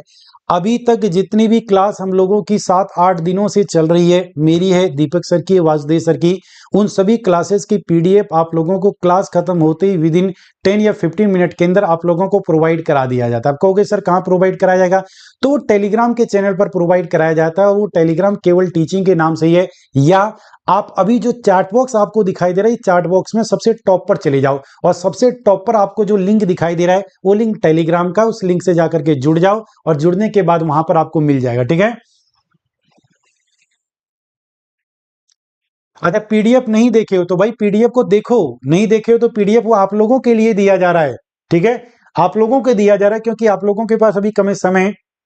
तो ऐसा नहीं कि किसी चीज को लिखते रहो और आपका टाइम निकल जाए। तो अभी आपको लिखने का काम ज्यादा नहीं करना है, अभी आपको किसी चीज को रिवाइज करने का काम ज्यादा से ज्यादा करना है। ठीक है, चलिए नेक्स्ट क्वेश्चन की तरफ बढ़ रहे हैं। अगला प्रश्न आपके सामने फिर से स्क्रीन पर आ चुका है, अगला न्यूमेरिकल। चलिए नेक्स्ट न्यूमेरिकल आपके सामने स्क्रीन पर है। एक कण आर रेडियस वाले सर्कुलर रास्ते पर चलता है, आधा सर्कल पूरा करने के बाद तय की गई दूरी और डिस्प्लेसमेंट का अनुपात क्या होगा। यहां पर कह रहा है कि तय की गई दूरी और उसी के द्वारा किया गया विस्थापन, उसके अनुपात की बात वो आपसे पूछ रहा है। तो चलिए हम निकालते हैं कि इन दोनों का क्या होगा। तो मैंने कहा कि बच्चे ये एक सर्कुलर ट्रैक है और इस सर्कुलर ट्रैक की जो रेडियस है बच्चे वो कितनी है, आर है, इसकी रेडियस आर है। तो अब कह रहा है कि आधा सर्कल पूरा करता है, तो यहां से मान लो कि ये दौड़ना चालू किया और ये टुक टुक टुक टुक टुक टुक टुक टुक करके ये इसकी आधी दूरी को कवर करता है, यानी अब ये इस पॉइंट पर, इस टर्मिनल पर पहुंच चुका है। तो कह रहा है कि यहां से यहां तक चलने में जो इसने दूरी तय की होगी और जो इसका विस्थापन होगा, विस्थापन तो सदैव सीधा होता है ना, तो ये विस्थापन है, तो विस्थापन इसका कितना हो जाएगा, ये आर है तो ये आर है तो 2r हो जाएगा। तो सर यदि मैं दूरी की बात करता हूं तो इसकी दूरी कितनी होगी, एक पूरा चक्कर लगाता तो एक सरकमफ्रेंस होता, बट एक सरकमफ्रेंस नहीं, ये एक सरकमफ्रेंस का मतलब 2πr, तो 2πr का आधा कितना हो जाएगा, πr कितना हो जाएगा, πr। और नीचे इसका विस्थापन है और विस्थापन कितना हो रहा है, r प्लस आर, ये हो गया सर 2r। तो यदि मैं बात करूं यहां से r से r कैंसिल हो गया तो ये आंसर हो गया पाई ऊपर और नीचे आ गया 2, तो इसको जब आप अनुपात में लिखोगे तो पाई अनुपात 2 आ जाएगा, यानी π/2 में इसका आंसर दिया गया है, तो π/2 आ जाएगा।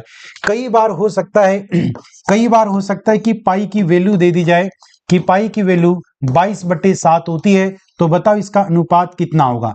तो एक बात मुझे बताओ, पाई की जगह पे 22/7 और नीचे हमारे सामने 2 था, 2 से काट दिया तो 11 और ऊपर 11:7, यानी 11:7 आ सकता है।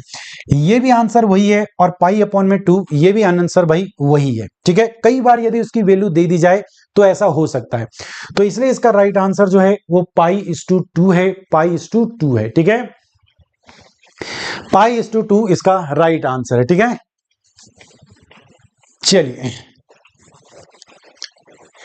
बिल्कुल सभी को समझ में आ गया भाई, सभी को समझ में आ गया इस सेशन। तो अब बढ़ते हैं नेक्स्ट आगे की तरफ। नेक्स्ट अगला क्वेश्चन नंबर 8, प्रश्न संख्या 8। 8वां प्रश्न आपसे क्या कह रहा है, एक कार दो जगहों के बीच की आधी दूरी 40 किलोमीटर की स्पीड से और बाकी आधी दूरी 60 किलोमीटर की स्पीड से तय करती है, तो पूरी यात्रा के कारण इस कार की स्पीड क्या होगी। देखिए भाई, ये मान लो कि कोई एक पॉइंट है ए और ये हमारा पॉइंट है बी और ये बीच का आधा है।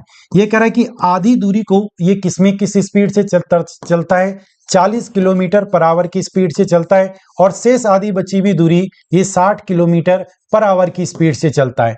तो एक बात मुझे बताओ, यहाँ की दूरी और यहाँ की दूरी, ये दोनों दूरी बराबर है, और जब दूरी समान होती है, जब दूरी समान हो तब स्पीड, एवरेज स्पीड, यानी एवरेज स्पीड निकालने का फार्मूला होता है पहले की स्पीड और दूसरे की स्पीड को मल्टीप्लाई करो और उन दोनों की स्पीड को एक दूसरे के साथ जोड़ दो। तो v1 हमारे सामने कितना है 40 और v2 हमारे सामने कितना है 60। 40 में 60 को जोड़ेंगे तो हो जाएगा 100। 1 2 से 2 जीरो गलत, खत्म, 6 चौके 24, 24 दूनी 48, यानी 48 किलोमीटर पर आवर की उसकी औसत चाल रही होगी। बी इसका आंसर जो है वो बिल्कुल सही रहेगा, ठीक है। चलिए बी इसका आंसर बिल्कुल सही रहेगा, B is the right answer, B इसका बिल्कुल सही जवाब है। फटाफट बताएंगे भाई, फटाफट। चलिए नेक्स्ट क्वेश्चन की तरफ बढ़ते हैं। अगला प्रश्न ये आपके सामने है। इस प्रश्न का आंसर मैं चाहूंगा कि आप लोग खुद करो, इस प्रश्न का आंसर मैं चाहूंगा कि आप लोग खुद करो। मैं आपके कमेंट का वेट करूंगा भाई कि इस क्वेश्चन का आंसर क्या होगा। मैं क्वेश्चन आप लोगों को तब तक पढ़ के सुना देता हूं। एक छात्रा 5 किलोमीटर की स्पीड से 10 किलोमीटर की दूरी तय करती है और दूसरी 10 किलोमीटर की दूरी को 10 किलोमीटर प्रति घंटे की स्पीड से तय करती है, तो उसकी औसत चाल क्या है, जल्दी से बताएं। इस क्वेश्चन का आंसर आप लोगों को करना है, ठीक है।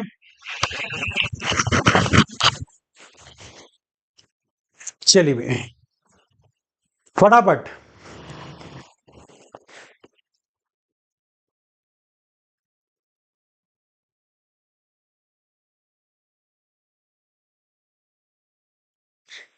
क्या दे रहे हैं, क्या दे रहे हैं भाई आंसर। 7 को पेपर है, डर बहुत लग रहा है, डर के आगे जीत है भाई, ठीक है। तो डरने से क्या होगा, यदि आप डरोगे तो जो आपको आता है वो भी नहीं कर पाओगे, ठीक है। तो बिल्कुल चिल्ड होकर के जाओ एग्जाम के अंदर, ऐसा जाओ कि भाई आप आज 150 के 150 क्वेश्चन कर दोगे, ठीक है। तो टेंशन लेने से क्या होगा, जो आने वाले प्रश्न हैं जो आपको आते हैं वो भी भूल जाओगे। तो टेंशन मत लो, जितना हो गया तैयारी उतना हो गया।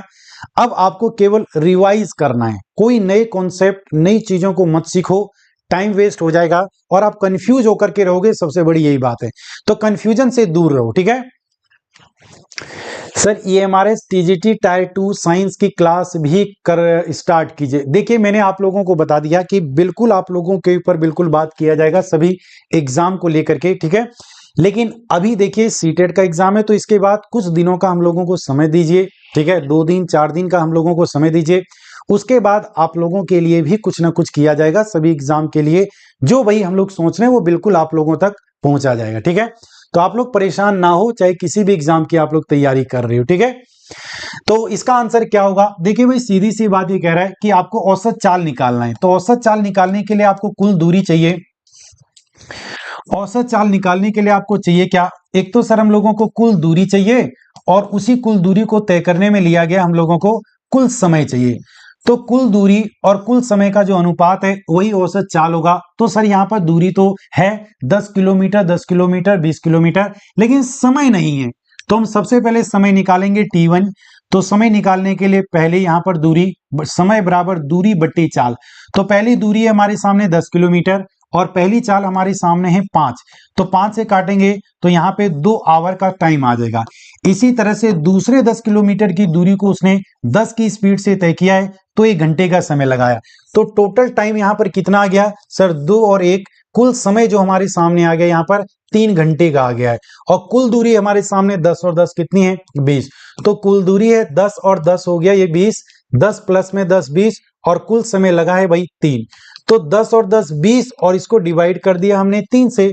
तो 3 से काटेंगे, 3 छीक 18 बचेगा 2, 3 छीक 18, 3 छीक 18 फिर बचेगा 2, यानी 3 छीक 6 6 होता जाएगा। तो 6.67 किलोमीटर पर आवर ये इसकी लगभग औसत चाल निकल करके आएगी।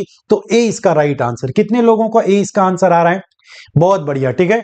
हाँ बिल्कुल भाई, टोटल टाइम जो है वो 3 आवर निकल करके आएगा और टोटल डिस्टेंस 10 और 10 20 किलोमीटर है। तो 20 डिवाइड बाई 3, 6.67 इसका आंसर। बहुत बढ़िया, बहुत अच्छे भाई, ठीक है।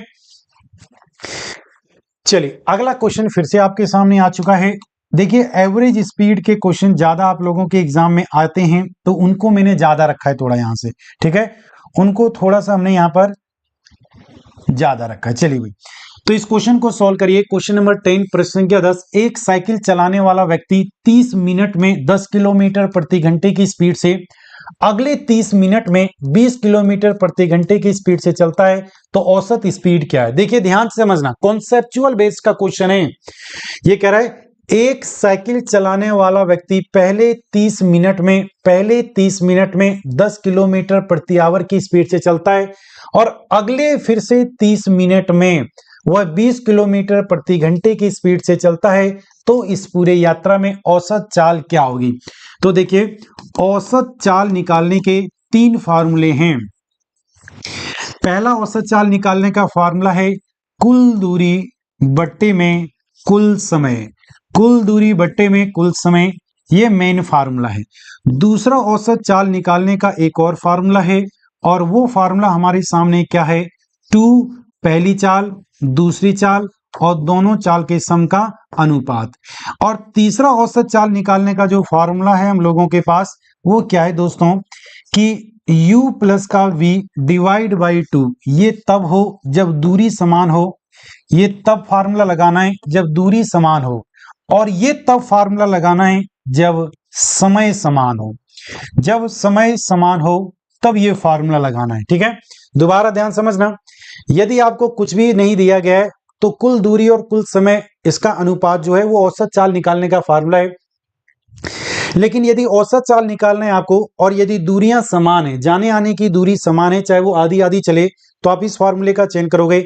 लेकिन यदि याद रख लेना है, इस बार दूरी अलग अलग है, चाल अलग अलग है, लेकिन समय एक बराबर है, और यदि समय एक बराबर है तो फिर आप इस फार्मूले का चयन कर सकते हो u plus B divide by 2। इस क्वेश्चन में क्या है इस क्वेश्चन में देखो, ये 10 किलोमीटर की स्पीड से चल रहा है और ये 20 किलोमीटर पर आवर की स्पीड से चल रहा है, लेकिन समय दोनों का बराबर है 30 और 30 मिनट। अब आपको पता है कि जब समय बराबर है और स्पीड अलग अलग है तो उसी समय में ये ज्यादा और कम दूरी तय करेगा।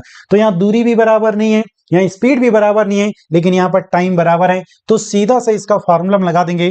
सर एवरेज स्पीड निकालने का फॉर्मूला है, इनिशियल स्पीड कितनी है भाई 10 और फाइनल स्पीड कितनी है आप लोगों की 20। तो 10 में 20 को जोड़ा, 2 से डिवाइड किया, ये निकल करके आ गया 30 और 30 का आधा कितना हो जाएगा दोस्तों 15। 30 का आधा कितना हो जाएगा 15 किलोमीटर पर आवर। देखिए इतना कॉमन सेंस का क्वेश्चन था। अब कोई बच्चा इसमें घूमता फिरता रहेगा और इसका आंसर जो है कंफ्यूज होकर के कुछ और दे देगा भाई। तो इसका 15 आंसर रहेगा। हाँ इसका आंसर क्या होगा 15। चलिए बहुत बढ़िया भाई, यानी ए जो है वो इसका राइट आंसर रहेगा। ठीक है, ए इसका बिल्कुल सही जवाब है। बढ़ते हैं आगे नेक्स्ट क्वेश्चन की तरफ। अगला क्वेश्चन आपके सामने है ये स्क्रीन पर, और इस क्वेश्चन का आंसर देंगे भाई एक बार सभी दोस्त। क्वेश्चन नंबर 11 प्रश्न संख्या 11, जब घड़ी में 8 बज रहे थे तब गाड़ी के ऑडोमीटर, ऑडोमीटर क्या होता है, ऑडोमीटर वो यंत्र है जिससे गाड़ी की दूरी मापी जाती है, दूरी मापक यंत्र। गाड़ी की दूरी को मापने के लिए हम इस ऑडोमीटर का प्रयोग करते हैं और गाड़ी की स्पीड को मापने के लिए स्पीडोमीटर का प्रयोग करते हैं। तो अब ये कह रहा है कि ऑडोमीटर पर पहले जब मैं डिस्टेंस निकालूंगा तो डिस्टेंस आप कैसे निकालोगे, तो डिस्टेंस या दूरी कैसे निकालोगे। सर जो अंतिम उसके अंदर दूरी लिखी गई है 3 6 6 6 6, 4 बार 6, और उसमें से आपको माइनस कर देना है जो प्रारंभिक दूरी है, कितनी 3 6 5 4 0। तो सर ये 6 में से 4 गया 2, 6 में से 5 गया 1, यानी इतनी टोटल क्या निकल करके आ गई है, दूरी निकल करके आ गई है। इतना दूर आप चल करके गए हो, लेकिन इस दूर को चलने में आपने समय कितना लगाया, इसमें समय आपने कितना लगाया, तो आपका ये औसत चाल हो जाएगा, औसत चाल हो जाएगा। समय आपने कितना लगाया है, सर एक बार ध्यान से देखना, पहले वो 8 बजे चला था और बाद में वो 10 बजे पहुंचा था, तो 8 से 10 के बीच में कितने का अंतराल है, सर 2 घंटे का अंतराल है। तो 2 से इसको कर दो डिवाइड, 2 से इसको डिवाइड किया तो 2 6 12 और 2 3 6, इतना किलोमीटर पर आवर जो है वो इसका राइट आंसर आ चुका है। लेकिन आंसर किस में दिया गया है भाई, आंसर मीटर पर सेकेंड में दिया गया है। तो किलोमीटर पर आवर को मीटर पर सेकेंड में कन्वर्ट करने के लिए 5/18 से मल्टीप्लाई करते हैं। अब 3 से काटोगे तो 3 दूनी 6, 3 दूनी 6, 3 एकम 3 और 3 6 कितना हो जाएगा 18, 21 पंजे हो जाता है 105 और डिवाइड किया 6 से। 6 से इसको जब आप डिवाइड करोगे दोस्तों तो 6 एकम 6 बचेगा 4, 4 और 5 45, 6 सत्ते 42, 43 44 45, कितना बचेगा 3, 3 और 0 30, यानी 6 पंजे 30, इतना मीटर पर सेकेंड इसकी औसत चाल निकल के आ जाएगी 17.5। बी इसका राइट आंसर है, बी इसका राइट आंसर है। ठीक है, हाँ B is the right answer. Banaras is great, बहुत बढ़िया भाई, B for Banaras and Banaras is the great, बहुत बढ़िया। तो बी इसका राइट आंसर है, सभी का जवाब बी आ रहा है। ठीक है, पेपर फाड़ देंगे, देखना सर आपको निराश नहीं करूंगा। चलिए बहुत बढ़िया बात है, लेकिन पेपर मत फाड़ देना। पता चले पेपर आपको जैसे टीचर हाथ में दे और कहोगे भाई पेपर के सारे प्रश्न आते हैं और पेपर को ही फाड़ दो, भाई पेपर नहीं फाड़ना है, पेपर के प्रश्नों को फाड़ना है। ठीक है, और इस तरीके से कि एग्जाम में सारे प्रश्नों को आप सोल्व कर सको बहुत ही अच्छे तरीके से। ठीक है, चलिए भाई, अरे फिर मतलब भूले बसरे फिर कुछ लोग आ जाते हैं कि सर आपने पुरानी संस्थान को क्यों छोड़ा। भाई मैं तो सीधी सी बात कहता हूं, भाई हम सभी लोग एक शिक्षक हैं और वहां हम लोगों का कुछ नहीं बन पाया। ठीक है, कुछ उन लोगों के साथ हमारा, हम लोगों के साथ उनका नहीं बन पाया। अब इतने 2 साल यानी लंबे 2 से 2.5 सालों तक सब कुछ सही चल रहा था। अंतिम में विद इन 1 या 2 सेकंड में आपको यदि बोल दिया जाए कि सर हम आपके साथ कंटिन्यू नहीं कर सकते हैं, तो सोचो कितना बड़ा झटका लगा होगा आपको। और यही झटका मुझे लगा था। ठीक है, जितना आप लोगों को झटका लगा हुआ होगा कि अचानक से सर को क्या हो गया, तो उतना ही झटका मुझे लगा कि विद इन 1 और 2 सेकंड में हमें बोल दिया मुझे पर्सनली कि सर हम आपके साथ कंटिन्यू नहीं कर सकते। ठीक है, अब बाकी रही ये आप लोगों के बैच की बात, तो बैच की भी तो बोलिए सर 8 फरवरी तक आप लोग कंप्लीट कर दीजिए हमने वो भी बात किया चलो कंप्लीट करने की। हमारी क्लास बीच में लगी हुई और मेरी क्लास बीच में लगी हुई क्लास बीच में से जो है वो हटा दी गई। अब उसके पीछे क्या उनका अपना रीजन रहा होगा वो मुझे कुछ नहीं पता उसके बारे में। मैं कभी किसी की भाई बुराई नहीं कर रहा, क्योंकि भाई मैं भी शिक्षक हूँ, सब शिक्षक हैं, और सभी शिक्षक जो हैं वो केवल और केवल किस चीज के, तो वो अपनी मतलब इज्जत के लिए वो सारे लोग जाने जाते हैं। आप किसी की इज्जत को इधर उधर उछाल रहे हो, किसी के पीछे उल्टी सीधी बातें बोल रहे हो, तो उसमें कुछ रखा नहीं है, कोई फायदा नहीं है इसमें, ठीक है।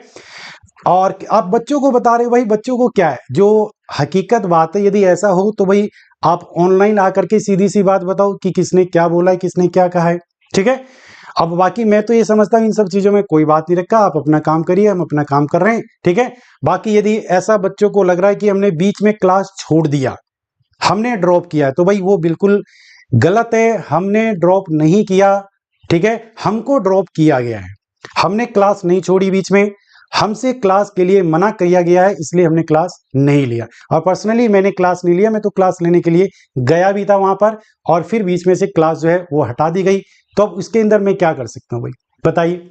और मैं तो यहाँ तक ये भी बोला कि भाई कोई बात नहीं, इस तक रहिए। और मैं तो सीधी सी बात आप लोगों को बताऊं भाई कि मैं उसके अंदर, या अभी भी भाई हम सभी लोग शिक्षक है भाई, हमें पढ़ाना है, वहां पढ़ाओ चाहे यहाँ पढ़ाओ।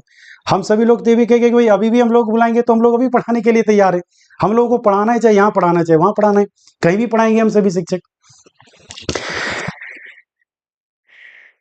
चलिए बाकी कोई बात नहीं भाई, सब देखिए मैं तो सीधा यही कहता हूं कि समय से पहले और समय के बाद कुछ भी नहीं है। सब चीज समय से, कोई भी चीज समय से पहले नहीं हो सकता।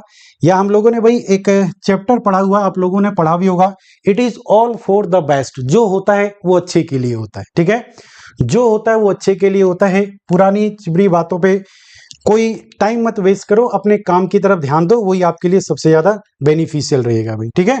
चलिए मैं तो बार बार यही बात कहता हूं कि भाई जो होता है अच्छे के लिए होता है, ठीक है। अब इसके ऊपर क्या बात, रोने से क्या फायदा, या किसी के बारे में कुछ उल्टा सीधा बोलने से क्या फायदा है, ठीक है। चलिए भाई, तो इस क्वेश्चन का आंसर दीजिए भाई आप लोग। अब आपके सामने एक लाइट के चैप्टर से संबंधित प्रश्न आ रहा है।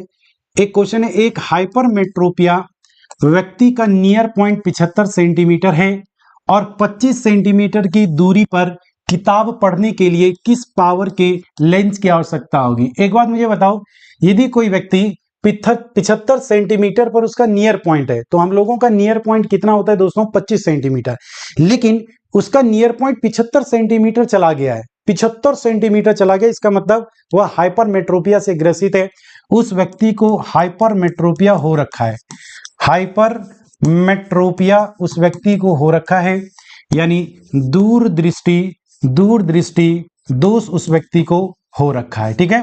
तो चलिए यदि मैं बात करता हूं, यहां पर हम बात करेंगे लेंस फार्मूले की, लेंस फार्मूले की, लेंस के सूत्र की।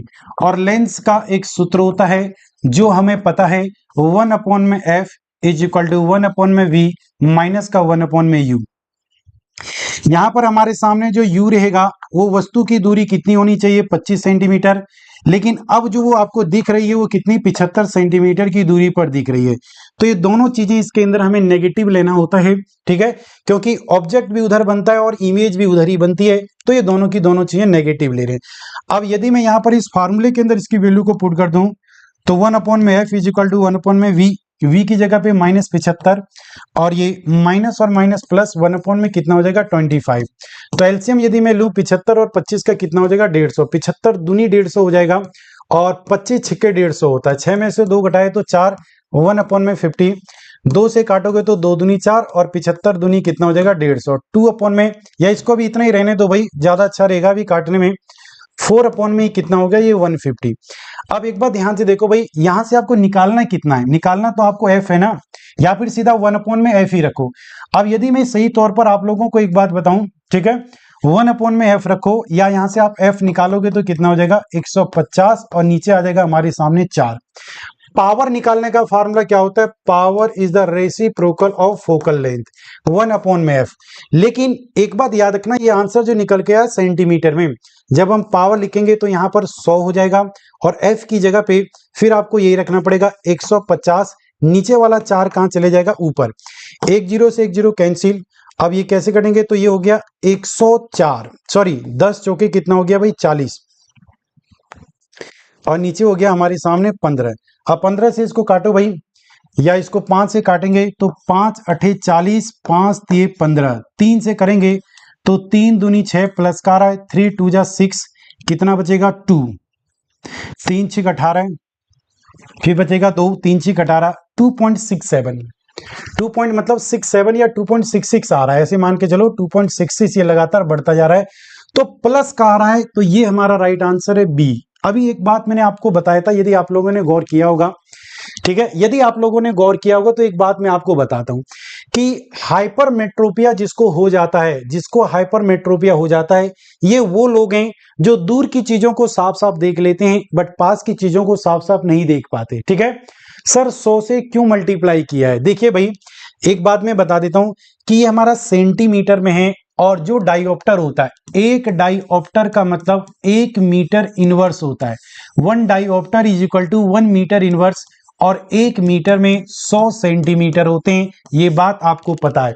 तो जब भी किसी क्वेश्चन का आपको पावर निकालना हो, क्या निकालना हो? पावर, और यदि उसका फोकल लेंथ सेंटीमीटर में दिया हुआ हो तो फिर आपको 100/f से डिवाइड करना पड़ेगा, 100/f से।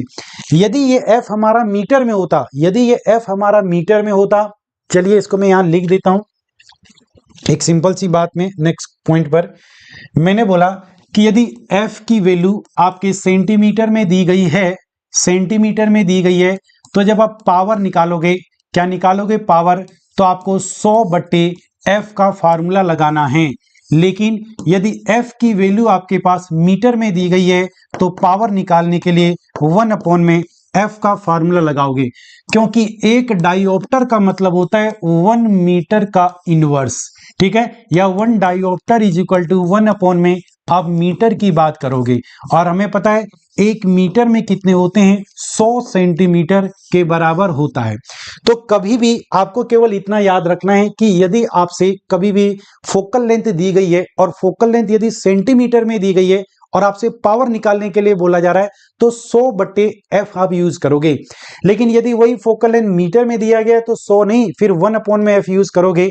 अब देखते हैं इस क्वेश्चन की तरफ, इस क्वेश्चन की तरफ जाओ तो ये सेंटीमीटर में दिया गया है, और मैंने कहीं कुछ नहीं किया तो आंसर भी सेंटीमीटर में आया होगा। और यदि ये आंसर सेंटीमीटर में आया हुआ है और मुझे उसका पावर कैलकुलेट करना है तो 100 में f यूज करना पड़ेगा, ना कि 1 में f यूज करना पड़ेगा। ठीक है, चलिए नेक्स्ट क्वेश्चन की तरफ बढ़ते हैं। अगला क्वेश्चन ये आपके सामने स्क्रीन पर है। नेक्स्ट क्वेश्चन आपके सामने स्क्रीन पर, फटाफट इसका जवाब दीजिए। एक गोलीय दर्पण की वक्रता त्रिज्या 30 सेंटीमीटर है, तो इसकी फोकस लंबाई क्या होगी? The radius of curvature of A spherical mirror is 30 centimetre, what is it's focal length? इसकी फोकल लंबाई क्या होगी? तो देखिए भाई, ये हमारे सामने एक कर्व है, और इस कर्व का मैंने बना दिया, ये है पोल, ये है इसका फोकस, और ये है इसका सेंटर। यहां से यहां तक के बीच की दूरी को हम बोलते हैं radius of curvature, radius of curvature, radius of curvature के नाम से हम इसको बुलाते हैं।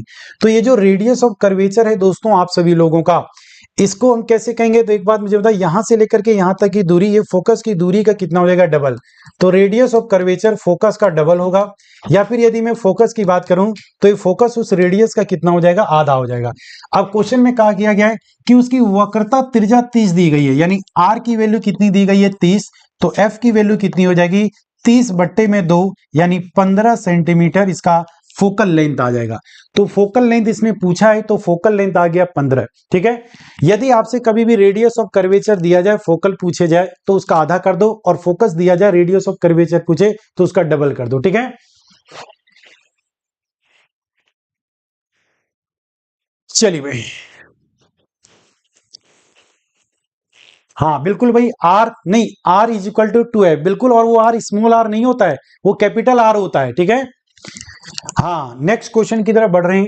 अगला क्वेश्चन ये आपके सामने स्क्रीन पर है, नेक्स्ट क्वेश्चन स्क्रीन पर है। अब इसका आंसर आप लोग देंगे, देखता हूं कौन देगा।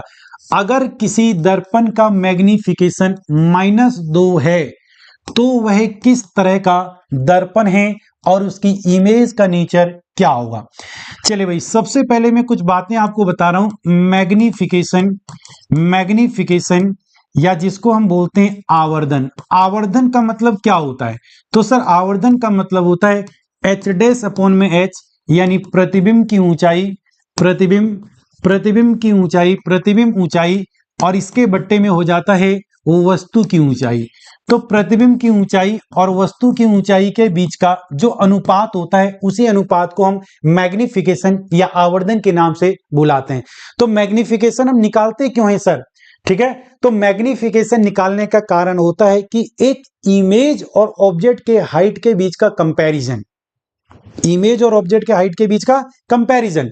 मैं यहां पर आपको एक बात बता रहा हूं, यदि किसी ऑब्जेक्ट का मैग्निफिकेशन एक से ज्यादा आ जाए, इसका मतलब इमेज का साइज जो होगा, इमेज साइज जो होगा वो लार्ज होगा। लार्ज का मतलब बड़ा, यानी मैग्नीफाई होगा। बट यदि मैग्निफिकेशन एक से कम आ जाए तो उसी ऑब्जेक्ट की इमेज का साइज जो होगा वो स्मॉल होगा, यानी वस्तु से छोटा होगा। बट यदि उसका मैग्निफिकेशन एक दूसरे के बराबर हो जाए तो इसका मतलब image size same, image size same. ठीक है, तो ये 3 पॉइंट्स आप सब लोगों को याद रख लेना है कि यदि मैं बात करता हूं कि मैग्निफिकेशन का मतलब है वस्तु, ये सॉरी, प्रतिबिंब और वस्तु की ऊंचाई के बीच के अनुपात को बोलते हैं। और यदि मैग्निफिकेशन 1 आ रहा है, इसका मतलब ऑब्जेक्ट और इमेज का साइज सेम है। यदि मैग्निफिकेशन 1 से ज्यादा आ रहा है, इसका मतलब इमेज का साइज बड़ा है। और यदि मैग्निफिकेशन 1 से कम आ रहा है तो इमेज का साइज छोटा है। ठीक है, चलिए भाई, तो ये पॉइंट्स आप सभी लोगों को पता है। चलिए, तो ये पॉइंट्स आप लोगों को पता चल चुका है। अब बात यहां पर ये आ गई कि सर यदि हमने मैग्निफिकेशन निकाला और किसी का मैग्निफिकेशन या तो माइनस में आएगा या फिर किसी का मैग्निफिकेशन प्लस में आएगा, तो यदि मैग्निफिकेशन माइनस में आ रहा है तो उसकी इमेज का नेचर रियल होगा, और जो रियल होता है वो 101% इन्वर्टेड होता है। किसी का मैग्निफिकेशन यदि प्लस आता है तो वर्चुअल होता है, और जो वर्चुअल होगा वो 100% इरेक्ट होगा। ये भी बात याद रख लेना। जो वास्तविक प्रतिबिंब होते हैं, जो वास्तविक प्रतिबिंब होते हैं वो सदैव आभासी होते हैं, सॉरी उल्टे होते हैं भाई, आभासी कहां से हो गया। वास्तविक प्रतिबिंब सदैव उल्टे होते हैं, और जो आभासी प्रतिबिंब होते हैं, आभासी, वो सदैव सीधे होते हैं। ठीक है, तो अब आप लोग शायद ये बात समझ चुके होंगे कि सर यदि मैग्निफिकेशन -2 आ रहा है, मैग्निफिकेशन क्या आ रहा है, -2, तो सर माइनस है, इसका मतलब इमेज उसके अंदर रियल बनी होगी। और सर -2 है, इसका मतलब 1 से ज्यादा है, और यदि 1 से ज्यादा है तो उसकी इमेज कैसी होगी, लार्ज, यानी बड़ी होगी। तो इसका आंसर क्या है सर? बड़ी इमेज किसमें बनती है? उत्तल में तो बड़ी इमेज नहीं बनती, समतल में बड़ी इमेज नहीं बनती। बड़ी इमेज केवल और केवल अवतल दर्पण में बनती है। लेकिन यहां माइनस में इसका मैग्निफिकेशन आ रहा है तो मैं कहूंगा कि वर्चुअल इसकी इमेज नहीं हो सकती। इसकी इमेज जो होगी वो केवल और केवल रियल होगी। तो कॉन्केव के साथ रियल वाला ऑप्शन सही होगा। ठीक है, चलिए भैया, चलिए, हाँ बिल्कुल भाई, यदि ये मैग्निफिकेशन 1 के बराबर है तो बराबर है, 1 से ज्यादा है, ठीक है, तो वो बड़ा है, और 1 से कम है तो छोटा है। और यदि मैग्निफिकेशन माइनस में है तो उसकी इमेज का नेचर रियल होगा, प्लस में है तो वर्चुअल होगा। इतना मैं कहना चाहता हूं। ये बात सभी के समझ में आ गया? ठीक है सर, हमार सही बा, अच्छा आपका सही है तो बहुत अच्छी बात है भाई, बहुत बढ़िया बात है। ठीक है, तो ये पॉइंट्स आप सभी लोगों को समझ लेना है कि यदि ऐसे पॉइंट्स पूछ दिए जाए तो इजीली आप उसका आंसर दे सकते हो। चलिए, लाइट का एक और छोटा, आसान और सिंपल सा क्वेश्चन है आपके सामने स्नेल्स लॉ के आधार पर। कहता है कि वैक्यूम में प्रकाश की चाल 3 गुने में 10 की पावर 8 मीटर पर सेकंड है। यदि कांच का रिफ्रैक्टिव इंडेक्स 1.5 है तो कांच में प्रकाश की गति क्या होगी? ठीक है, कांच में प्रकाश की गति क्या होगी? तो चलिए भाई, इस चीज को हम यहां पर देख लेते हैं। तो मैंने कहा कि यदि आपको यहां पर निकालना है रिफ्रैक्टिव इंडेक्स, तो इसका फार्मूला होता है निर्वात में प्रकाश की चाल, निर्वात में प्रकाश की चाल, निर्वात में प्रकाश की चाल, इसके अपोन में, इसके अपोन में माध्यम में प्रकाश की चाल, इसके अपोन में माध्यम में प्रकाश की चाल, माध्यम में प्रकाश की चाल। एक निर्वात में प्रकाश की चाल और एक माध्यम में प्रकाश की चाल। तो सर म्यू यहां पर दिया गया है किसका? 1.5, निर्वात में प्रकाश की चाल हम सब लोगों को पता है कितनी होगी, 3 गुने में 10 की पावर 8 मीटर पर सेकेंड। और हमें माध्यम में, कौन सा माध्यम है, कांच, कांच में प्रकाश की चाल, कांच में प्रकाश की चाल निकालनी है। तो सर क्यों ना मैं इसको ऊपर ले आऊं और 1.5 को नीचे ले जाऊं। तो यहां हो जाएगा कांच में प्रकाश की चाल इज इक्वल टू 3 गुने में 10 की power 8 metre per second divide by 2 से काटेंगे तो 1.5 दूना 3 यानी 1.5 गुने में 10 की पावर 8 मीटर पर सेकेंड। ये कांच में प्रकाश की चाल हो जाएगी 1.5, ठीक है, 1.5 इंटू में 10 टू दी, एक मिनट 1.5 दिया गया, ये मैंने क्या कर दिया भाई, ये 1.5 दिया गया और मैंने 2 रख दिया उसकी जगह पे। हाँ चलिए, यहां पर हमें रखना है 1.5 और इससे काटोगे तो ये आ जाएगा 2, तो ये आ गया 2 गुने में 10 की पावर 8 मीटर पर सेकेंड। ठीक है, तो जल्दबाजी ना करें, जल्दबाजी में गलत होने की संभावना होती है। हाँ, तो ये बात आप लोगों को याद रख लेना है। तो एक बात देखिए भाई, सिंपल सी बात कि ये हमारे सामने ये जो फॉर्मूला दिया गया ना, न्यूटन्स का दिया है। इससे पहले स्नेल्स ने फॉर्मूला दिया था mu is equal to sine i upon में साइन आर। बट यहां पर लाइट की स्पीड के बीच में रिलेशन बना करके एक माध्यम का दूसरे माध्यम में प्रकाश की चाल के अनुपात को हम अपवर्तनांक कहते हैं। और अपवर्तनांक निकालने का फॉर्मूला निर्वात में प्रकाश की चाल, ये कांस्टेंट होती है, ये कभी चेंज नहीं होती, 3 गुने में 10 की power 8 metre per second. But यदि किसी माध्यम में प्रकाश की चाल के बारे में आपसे मैं बात करूं तो माध्यम में प्रकाश की चाल परिवर्तित होती रहती है, क्योंकि माध्यम चेंज हो गया तो प्रकाश की चाल भी चेंज हो जाएगी। ठीक है, चलिए, तो ये बात आप लोग याद रखेंगे भी। ठीक है सर, प्लीज कमेंट तो देख लीजिए भाई, कमेंट तो देख रहा हूं भाई मैं।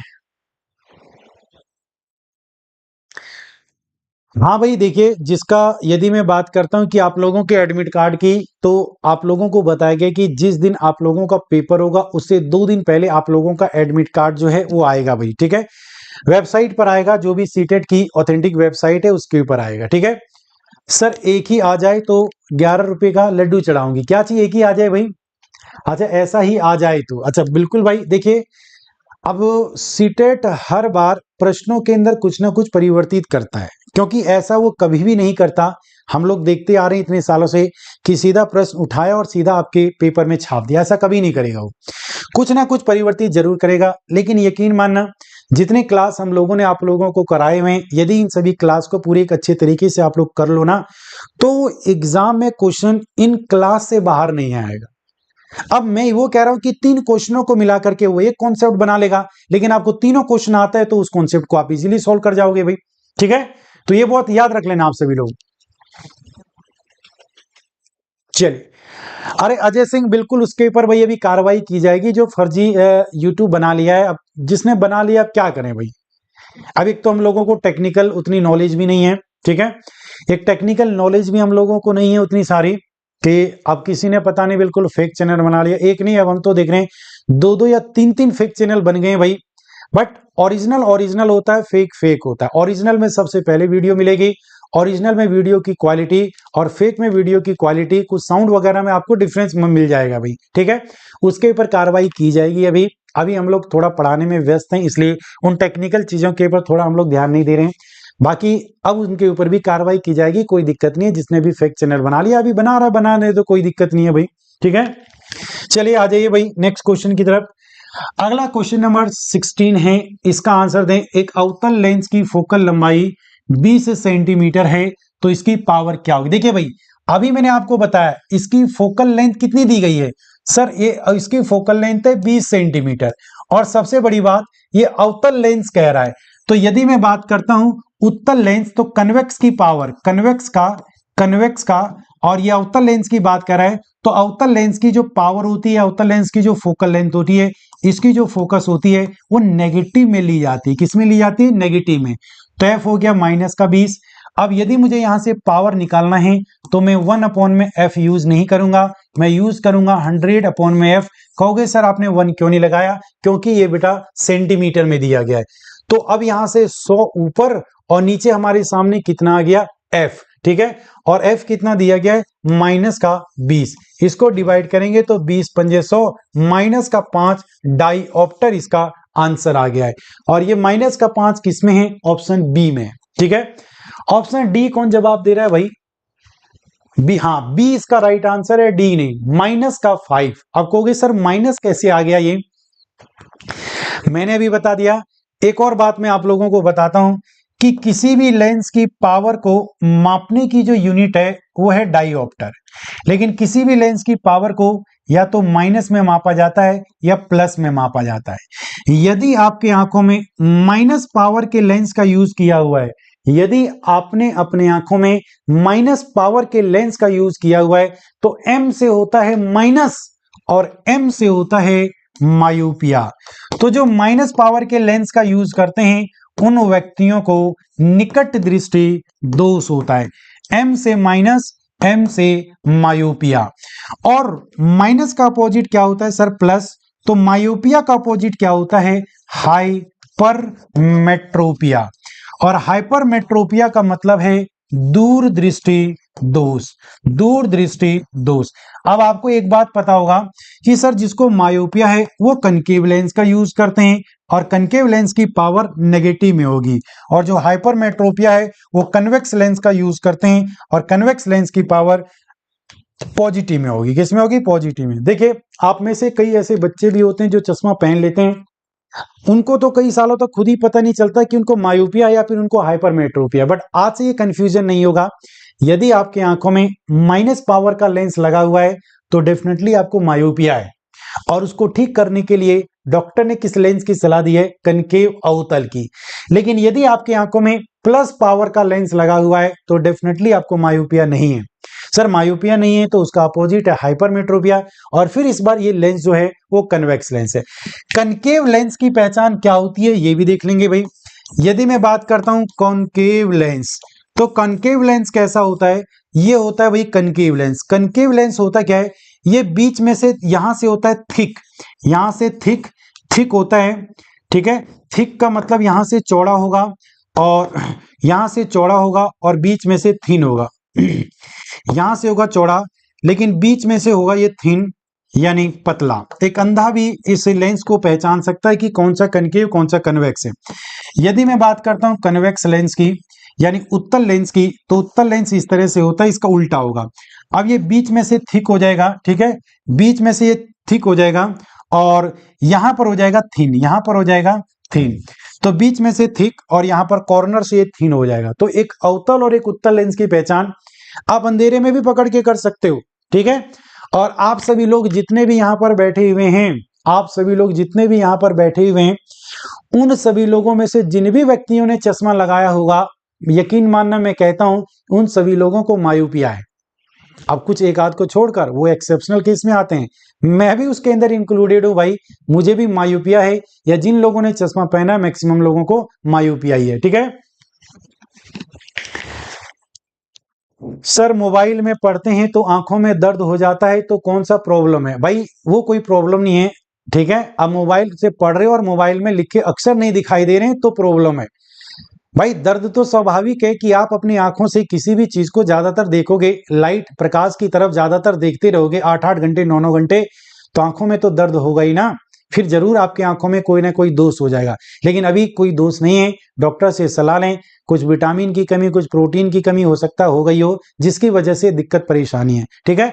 और मेन तो डॉक्टर यही कहेगा आप लोगों को, भैया इतना समय आप मोबाइल के सामने या लाइट के समय ना बिताएं, यही आपके मेन दर्द का कारण है, उसको दूर कर दो, दर्द नहीं होगा। चलिए अगला क्वेश्चन फिर से एक वेव से संबंधित है भाई, इस क्वेश्चन का फिर से आपको आंसर देना है। एक पेंडुलम 4 सेकंड में 20 बार ऑसिलेट करती है तो इसका टाइम पीरियड क्या होगा। सबसे पहले सर यदि मैं टाइम पीरियड की बात करता हूं तो टाइम पीरियड रेसिप्रोकल होता है फ्रीक्वेंसी का, फ्रीक्वेंसी का मतलब आवृत्ति का, और आवृत्ति का मतलब क्या होता है, फ्रीक्वेंसी का मतलब क्या होता है, नंबर ऑफ साइकिल या number of oscillation, number of oscillation, number of oscillation complete in, number of oscillation complete in 1 second. Number of oscillation complete in 1 second. एक सेकेंड में की गई कंपनों की संख्या, कंपनों की या कह सकते हो दोलनों की संख्या, एक सेकेंड में दोलनों की संख्या को हम आवृत्ति का नाम देते हैं। तो भाई आवृत्ति कितनी है सर? 4 सेकेंड में, 4 सेकेंड में वो कितने बार ऑसिलेट कर रही है? 20 बार। तो सर एक सेकेंड में कितने बार ऑसिलेट करेगी? 20/4, यानी सर ये 5। तो 5 हर्ट्ज जो है वो उसकी फ्रीक्वेंसी आ गई, वो उसकी आवृत्ति आ गई। और यदि मुझे उसका टाइम पीरियड निकालना है तो 1/5, इसको डिवाइड करोगे 5 2 जा 10, 0.2 सेकेंड जो है वो इसका आंसर होगा। तो 0.2 सेकेंड किसमें है? ऑप्शन बी में, बी इसका राइट आंसर। ठीक है, मेरे आंख बंद हो जाती है, ज्यादा मोबाइल देखती हूं तो सर फिर भी दर्द होता है, बट जो लेना है तो ये सब प्रॉब्लम छोटी है। भाई देखिए बिल्कुल भाई, कुछ कहते हैं ना कि कुछ पाने के लिए कुछ खोना पड़ता है। तो वही बात है कि भाई आप लोग पूरी मेहनत करो, भगवान आपके साथ है, हम सब आपके साथ हैं, और वो देख रहे हैं भगवान की भाई कौन कितनी मेहनत कर रहा है। जो जितना ज्यादा मेहनत करेगा, याद रख लेना, उसका रिजल्ट उतना ही ज्यादा अच्छा आएगा। ठीक है, हाँ बिल्कुल भाई। चलिए, आप बहुत अच्छा पढ़ाते हैं सर, बहुत बहुत धन्यवाद। क्या नाम है? नीमत जी, बहुत बहुत धन्यवाद आपका। आप सभी तमाम बच्चों का बहुत बहुत धन्यवाद, शुक्रगुजार हूं भाई मैं। तो इस क्वेश्चन का आंसर सभी को समझ में आ गया। नेक्स्ट अगले प्रश्न की तरफ चलते हैं भाई। अगला क्वेश्चन ये आपके सामने स्क्रीन पर है। क्वेश्चन कह रहा है कि एक गूंज का मतलब होता है रिफ्लेक्शन ऑफ साउंड, किसी भी आवाज का एक बार, 2 बार या 3 बार सुनाई देना। एक गूंज 6 सेकेंड में वापस आती है, मतलब किसी से टकरा के वापस आ रही है। अगर ध्वनि की चाल 342 मीटर पर सेकेंड है तो स्रोत से रिफ्लेक्ट सतह की दूरी कितनी होगी? An echo is return in 6 second if the speed of sound is 342 metre per second, what is the distance of the reflecting surface from the source? देखिए भाई, यहां से ये है हमारी एक पहाड़ी, और ये है हमारे सामने भाई, ये मैंने कहा ना कि ये हमारे सामने ये हमारा दोस्त खड़ा है, और इसने बहुत तेजी से आवाज लगाई एक बार। ठीक है, अब यहां से आवाज निकलेगी भाई, और ये आवाज ऐसे निकली और इस दीवार से टकराई, इस दीवार से टकरा गई। अब एक बात बताओ, ये आवाज इस दीवार से टकरा करके वापिस भी तो आएगी, तो ये उसके कानों तक वापिस आ रही है। एक बार जाने की दूरी इसने तय की है और एक बार वापिस आने की दूरी तय की है, और इसने बोला कि जा करके वापिस टकरा करके आने में जो समय लग रहा है वो उसको 6 सेकंड का लग रहा है। और इस जगह पर साउंड की जो वेलोसिटी है, साउंड की जो स्पीड है वो कितनी दे दी गई है? 342 मीटर पर सेकेंड। तो यहां पर हम फार्मूला लगाएंगे 2D। 2D सर क्यों लिख रहे हो? दूरी बराबर चाल गुने में समय, स्पीड इनटू में टाइम। ठीक है, आप कहोगे कि सर ये 2D क्यों लिखा है? तो सर एक बार जाने का और एक बार आने का है, तो ये हो गया 2D। स्पीड कितनी है? 342, और टाइम कितना है? 6। 2 से काटेंगे, 2 3 6, और D इज इक्वल टू 3 2 जा 6, 3 4 जा 12, 3 3 जा 9, और 1 कितना हो गया? 10। इतना 6 मीटर। मतलब ये जो पहाड़ी है या ये जो सरफेस है, ये जो पहाड़ी है या ये जो सरफेस है, वो इस ऑब्जर्वर से, इस लड़के से कितनी दूरी पर है? 1026 मीटर की दूरी पर है। लेकिन इस साउंड ने जो टोटल डिस्टेंस ट्रेवल किया है वो 1026 जाने में और 1026 आने में। ठीक है, 1026 जाने में और 1026 आने में भाई। ठीक है, चलिए, या तो आप ये काम कर लो या फिर ये काम कर लो कि सर साउंड को जाने में और साउंड को आने में दोनों समय इसने 6 सेकंड दिया है, तो उस समय को आधा कर दो भाई। कुछ भी कर लो, डिस्टेंस को डबल या टाइम को आधा। चलिए नेक्स्ट क्वेश्चन नंबर 19, प्रश्न संख्या 19। 19वां प्रश्न क्या कह रहा है, ध्यान से देखो। क्वेश्चन नंबर 19 कहता है एक ध्वनि तरंग की तरंग दैर्घ्य 2 मीटर है, बिल्कुल सही है, और वह 340 मीटर पर सेकंड की स्पीड से चलती है, तो उसकी आवृत्ति क्या होगी? A sound wave has a wavelength of 2 metre and travel at a speed of 340 metre per second, what is its frequency? अभी मैंने बताया velocity of sound is equal to lambda into में न्यू। किसी भी तरंग की चाल उसकी आवृत्ति और उनके तरंग दैर्घ्य के गुणनफल के समान होती है। तो सर साउंड की स्पीड दी गई है 340 मीटर पर सेकेंड, वेवलेंथ कितना दिया गया है 2 मीटर, और सर उसकी आवृत्ति हमें कैलकुलेट करनी है। तो 340 डिवाइड बाई 2, ये आ गया न्यू, 2 से काटेंगे 17 दूनी 34, 170। तो न्यू कितना आ गया 170 हर्ट्ज, 170 हर्ट्ज इसका राइट आंसर आ गया। ठीक है सर, रोज नोटिफिकेशन आता है, आज क्यों नहीं आया? देखिए भाई, अब ये टेक्निकल क्या फॉल्ट है, ठीक है, ये नेटवर्क में कुछ दिक्कत हो सकती है आपके आसपास में, जिसकी वजह से नोटिफिकेशन नहीं आया होगा, बट कोई दिक्कत नहीं है। ये क्लास आप लोगों की रिकॉर्डिंग फोन में पड़ा रहेगा भाई, जब आपको समय मिले। देखिए, जरूरी नहीं कि हमारी क्लास यहाँ लाइव हो रही है तो आप लोग उसको लाइव ही कनेक्ट करो, ठीक है, क्योंकि भाई आपके भी कुछ पर्सनल काम होते होंगे, हो सकता है कि क्लासेस भी चल रही किसी और चैनल पर, कोई दिक्कत नहीं है। लेकिन जब आपको समय मिले तो आप जितनी भी हम लोगों की क्लासेस हो रही है, जो आपको इंपॉर्टेंट लगता है, तो आप उस क्लासेस पे विजिट करके एक बार उस क्लासेस को अच्छे तरीके से जरूर देखें। ठीक है, चलिए तो अगले प्रश्न की तरफ बढ़ते हैं। नेक्स्ट क्वेश्चन, अगला प्रश्न, चलिए भाई नेक्स्ट क्वेश्चन नंबर 20, प्रश्न संख्या 20, 20वां प्रश्न क्या कहता है? ठीक है, हाँ सर जी, आज नहीं आया नोटिफिकेशन। अच्छा, आज नोटिफिकेशन ही नहीं गया। दीपक सर इस क्लास में नहीं है, इस क्लास को केवल मैं ही कंटिन्यू कर रहा हूं, जिसके अंदर मैंने आप लोगों के तमाम 25 क्वेश्चन न्यूमेरिकल के फॉर्म में लिए हैं, जो आप लोगों के सीटेट के एग्जाम में जिस बेस के क्वेश्चन पूछे गए, कुछ क्वेश्चन वही हैं और कुछ क्वेश्चन उसके आधार पर बनाए गए हैं। ठीक है, चलिए तो बढ़ जाते हैं नेक्स्ट अगले क्वेश्चन की तरफ। तो क्वेश्चन नंबर 20 है, एक वस्तु पर 10 न्यूटन का बल लगता है, जिससे वह बल की दिशा में 5 मीटर विस्थापित हो जाती है, किया गया कार्य ज्ञात कीजिए। देखिए भाई, एक वस्तु के ऊपर 10 न्यूटन बल लग रहा है, फोर्स कितना लग रहा है बच्चे 10 न्यूटन, और विस्थापन कितना हो रहा है उसके अंदर 5 मीटर। आपको वर्क डन निकालना है, तो W is equal to F dot S। अब यहां पर F हमारे सामने कितना दिया गया है सर 10, और S कितना दिया गया 5, तो 10 पंजे कितना हो गया 50 न्यूटन, यानी 50, सॉरी आप न्यूटन का निकालोगे, ये जूल है ना, क्योंकि वर्क करने के लिए आपको एनर्जी चाहिए, तो ये एनर्जी है, और कितनी एनर्जी है ये 50 जूल एनर्जी है। ठीक है, कितनी एनर्जी है 50 जूल एनर्जी है। ठीक है, चलिए भाई तो नेक्स्ट क्वेश्चन की तरफ बढ़ते हैं हम, नेक्स्ट अगले प्रश्न की तरफ। अगला क्वेश्चन नंबर 21, प्रश्न संख्या 21, प्रश्न संख्या 21 भाई 21वें प्रश्न की तरफ जा रहे हैं। क्वेश्चन नंबर 21 क्या कह रहा है, एक 2 किलोग्राम की वस्तु 10 मीटर प्रति सेकंड की स्पीड से सीधा ऊपर फेंका जाता है, तो मैकेनिकल एनर्जी के कंजर्वेशन का इस्तेमाल करके यह ज्यादा से ज्यादा कितनी पोटेंशियल एनर्जी हासिल करेगा? A 2 kilogram object is thrown vertically upward with a speed of 10 meter per second using the conservation of mechanical energy. What is the maximum potential energy it will attain? मतलब ये कितनी potential energy attend कर सकती है। ठीक है, चलिए तो आगे बात करते हैं।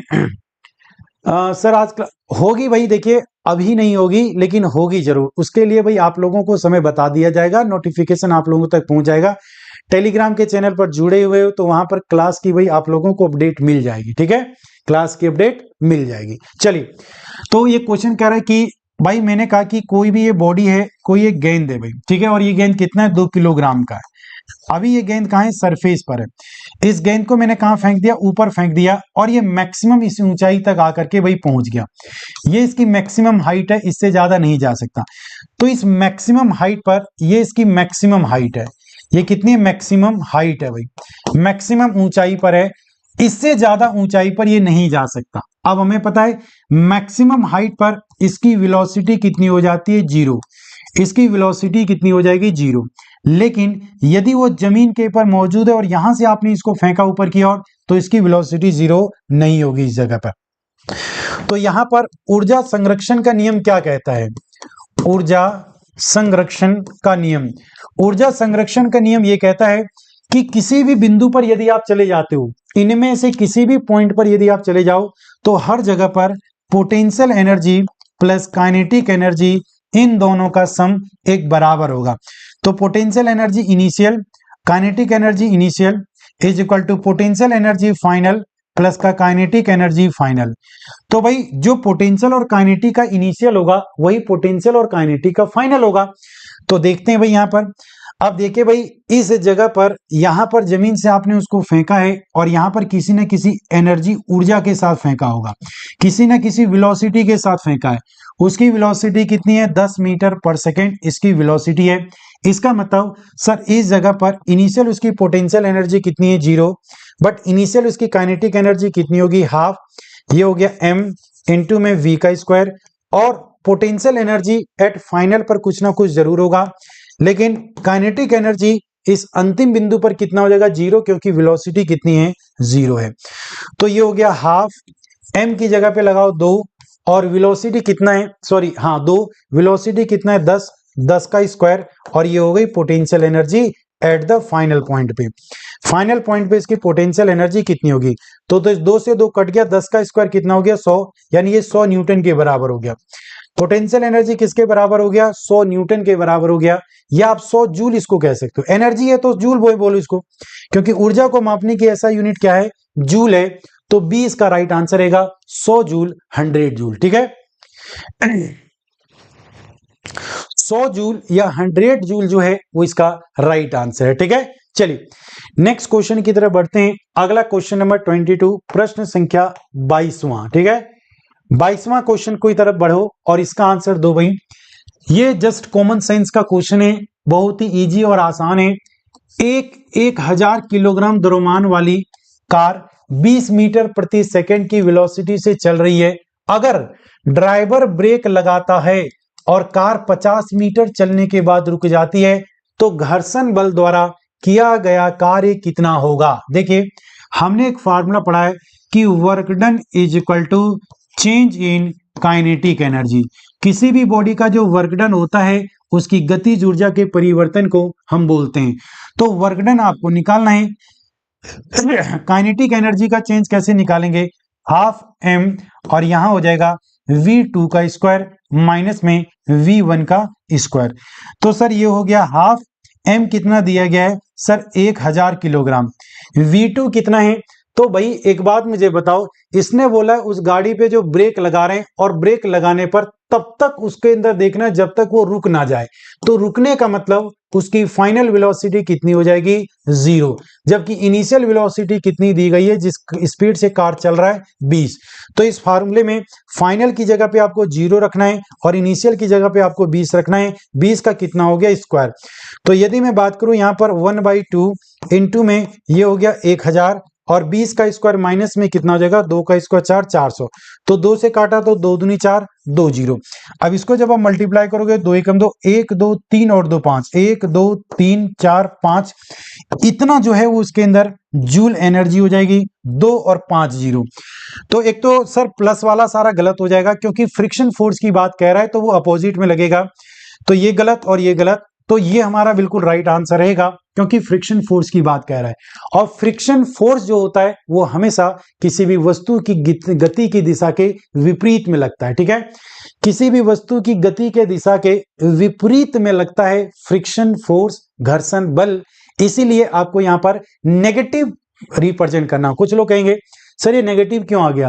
तो नेगेटिव इसलिए आ गया क्योंकि विपरीत दिशा में गाड़ी चल रही है ना। फ्रिक्शन फोर्स, जब भी आप ब्रेक लगाते हो तो हमेशा नेगेटिव एक्सीलेशन निकल करके आता है, और एक्सीलेशन नेगेटिव है तो फोर्स भी नेगेटिव होगा। ठीक है, चलिए नेक्स्ट क्वेश्चन नंबर 23, प्रश्न संख्या 23। 23वां प्रश्न क्या कह रहा है? ध्यान से देखो भाई, फिर से रेसिस्टेंस का 2 ओम 3 ओम 6 ओम के 3 रेसिस्टर पैरेलल में जुड़े हैं, तो इनका इक्विवेलेंट रेसिस्टेंस क्या होगा?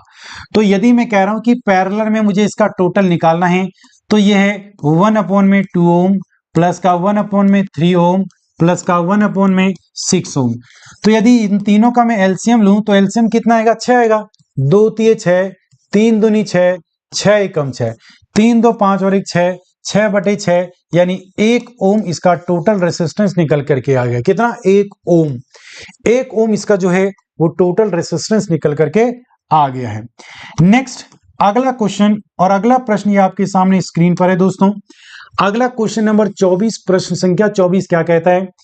एक थर्मामीटर 25 डिग्री सेल्सियस का तापमान दिखाता है, तो यह तापमान फ़ारेनहाइट में कितना होगा। ठीक है, तो सेल्सियस को फ़ारेनहाइट में आपको कन्वर्ट करना है। ठीक है, टेलीग्राम में आता है नोटिफिकेशन, तब पता चलता है कि क्लास है। हाँ भाई देखिए, टेलीग्राम में आप लोगों को कोई भी क्लास का जो शेड्यूल डाल दिया जाता है कि आपकी क्लास जो है वो कितने बजे होगी, तो उस शेड्यूल से आपको एक आइडिया रहेगा कि इतने बजे आपकी क्लास होगी, और क्लास यहाँ मिस नहीं होगी। जो आपका शेड्यूल है उस शेड्यूल पे क्लास आप लोगों का डेफिनेटली सारी चलती ही रहेगी। ठीक है, तो यहां पर यदि मैं बात करूं तो एक सेल्सियस और दूसरा फ़ारेनहाइट के बीच का रिलेशन बताना है। देखिए भाई, ये है हमारे सामने एक फ़ारेनहाइट, और फ़ारेनहाइट के स्केल का ये मेल्टिंग पॉइंट, या इसी को हम बोलते हैं फ्रीजिंग पॉइंट। तो मेल्टिंग पॉइंट कितना होता है और ये होता है उसका बॉइलिंग पॉइंट। तो फ़ारेनहाइट का यदि मैं मेल्टिंग पॉइंट की बात करता हूं आप लोगों के सामने, तो इसका मेल्टिंग पॉइंट कितना होता है 32 डिग्री फ़ारेनहाइट, और इसका बॉइलिंग पॉइंट कितना होता है 212 डिग्री फ़ारेनहाइट। यहां से यहां के बीच का गैप कितना है 180। यही बात मैं यदि सेल्सियस के लिए करूं तो सेल्सियस का मिनिमम टेम्परेचर 0 डिग्री सेल्सियस और मैक्सिमम टेम्परेचर 100 डिग्री सेल्सियस है, और इनके बीच का गैप कितना है 100 डिग्री सेल्सियस। अब इन दोनों के बीच में यदि आपको कोई रिलेशन निकालना है तो आप ये रिलेशन अच्छी तरीके से निकाल सकते हो। कैसे? तो ये हमारे सामने एफ, सबसे मिनिमम टेम्परेचर मैंने 32 लिया, इसके टुकड़े कितने 180। यही बात मैं सेल्सियस के लिए करूं और इसके टुकड़े कितने 100। एक जीरो से एक जीरो कैंसिल, 2 से काटेंगे तो 9, 2 से काटेंगे तो 5, एफ माइनस का 32 डिवाइड बाई 9, और सी की वैल्यू कितनी गिवन है 25। तो 25 डिवाइड बाई 5, इसको डिवाइड करेंगे तो 5 5 जा 25, क्रॉस मल्टीप्लाई करो, ये 32 और 9 पंजे हो जाएगा 45। तो ये माइनस का 32 उस तरफ जाकर के प्लस का हो जाएगा। अब इसको ऐड कर दो, 5 और 2 7, 4 और 3 7, यानी ये इतना डिग्री फ़ारेनहाइट के बराबर हो जाएगा। तो यदि मैं कहूं कि 25 डिग्री सेल्सियस कितने फ़ारेनहाइट के बराबर होगा 77 डिग्री फ़ारेनहाइट के बराबर होगा। और ये कौन से ऑप्शन में नजर आ रहा है 6 ऑप्शन में नजर आ रहा है। ठीक है, 6 ऑप्शन में ये नजर आ रहा है। एक अंतिम प्रश्न है, उसके बाद आज का सेशन जो है वो समाप्त हो जाएगा। दोस्तों एक अंतिम क्वेश्चन है, उसके बाद आज के सेशन को समाप्त करते हैं। ठीक है, चलिए क्वेश्चन नंबर 25 आपके सामने है। ये एक वस्तु 2 मीटर प्रति सेकंड स्क्वायर के त्वरण के कारण एक निश्चित समय में अपनी वेलोसिटी 20 मीटर प्रति सेकंड से बढ़ा करके 30 मीटर प्रति सेकंड कर लेती है, तो वस्तु का विस्थापन क्या होगा। ये कह रहा है कि कोई भी गाड़ी है, इसका एक्सीलेशन, सबसे पहले किसी भी क्वेश्चन को करते समय उस चीज को नोट डाउन कर लो जो गिवन है। एक्सीलेशन कितना दिया गया है 2 मीटर पर सेकंड का स्क्वायर, और उस गाड़ी की इनिशियल वेलोसिटी कितनी थी 20 मीटर पर सेकंड, और 20 से वो बढ़ा करके कहां पर पहुंच गया 30 मीटर पर सेकंड पर। अब ये पूछ रहा है आप लोगों से कि भाई 20 से 30 तक जब वो गया होगा तो उसने कुछ ना कुछ डिस्टेंस तो ट्रेवल किया होगा ना, यही डिस्टेंस आपको निकालना है। अब डिस्टेंस निकालने के लिए हमारे पास दो इक्वेशन है। एक हमारे सामने है s is equal to u t plus half a t का स्क्वायर, लेकिन इस इक्वेशन को सॉल्व करने के लिए हमारे पास टाइम का होना जरूरी है, बट इस क्वेश्चन में टाइम गिवन नहीं है तो हम इसका यूज नहीं करेंगे। एक तीसरा और हमारे पास इक्वेशन है वी स्क्वायर माइनस में u square is equal to 2as। अब देखिए इसमें कहीं भी टाइम नहीं है और क्वेश्चन में भी कहीं टाइम गिवन नहीं है, तो हम इस क्वेश्चन को, इस ऑप्शन को चूज कर सकते हैं। तो v की जगह पे रखो 30 का स्क्वायर, u की जगह पे रखो 20 का स्क्वायर, और यहां से हमें निकालना है s, तो नीचे लेके आ जाओ 2 इंटू में a हमें कितना गिवन है 2 गिवन है। 30 का स्क्वायर 900 और 20 का स्क्वायर 400, 900 में से 400 माइनस करोगे तो कितना हो जाएगा 500, 500 डिवाइड बाई 4। अब यहां से इसको डिवाइड कर दो भाई, 4 से काटोगे तो 4 एकम 4, अब यहां से वजह 4 दूनी 8 और 4 पंजे 20, यानी 125 मीटर इसका राइट आंसर होगा, जो ऑप्शन बी में नजर आ रहा है। ठीक है, तो ये टोटल आप लोगों के सारे न्यूमेरिकल क्वेश्चन थे दोस्तों। ठीक है, ये न्यूमेरिकल जो आप लोगों को मैंने बताया था, ये आप लोगों ने डिमांड भी किया हुआ था। तो जिन जिन चैप्टर से न्यूमेरिकल के पूछे जाने की संभावना है आप लोगों के एग्जाम में, उन सभी न्यूमेरिकल को मैंने करा दिया है।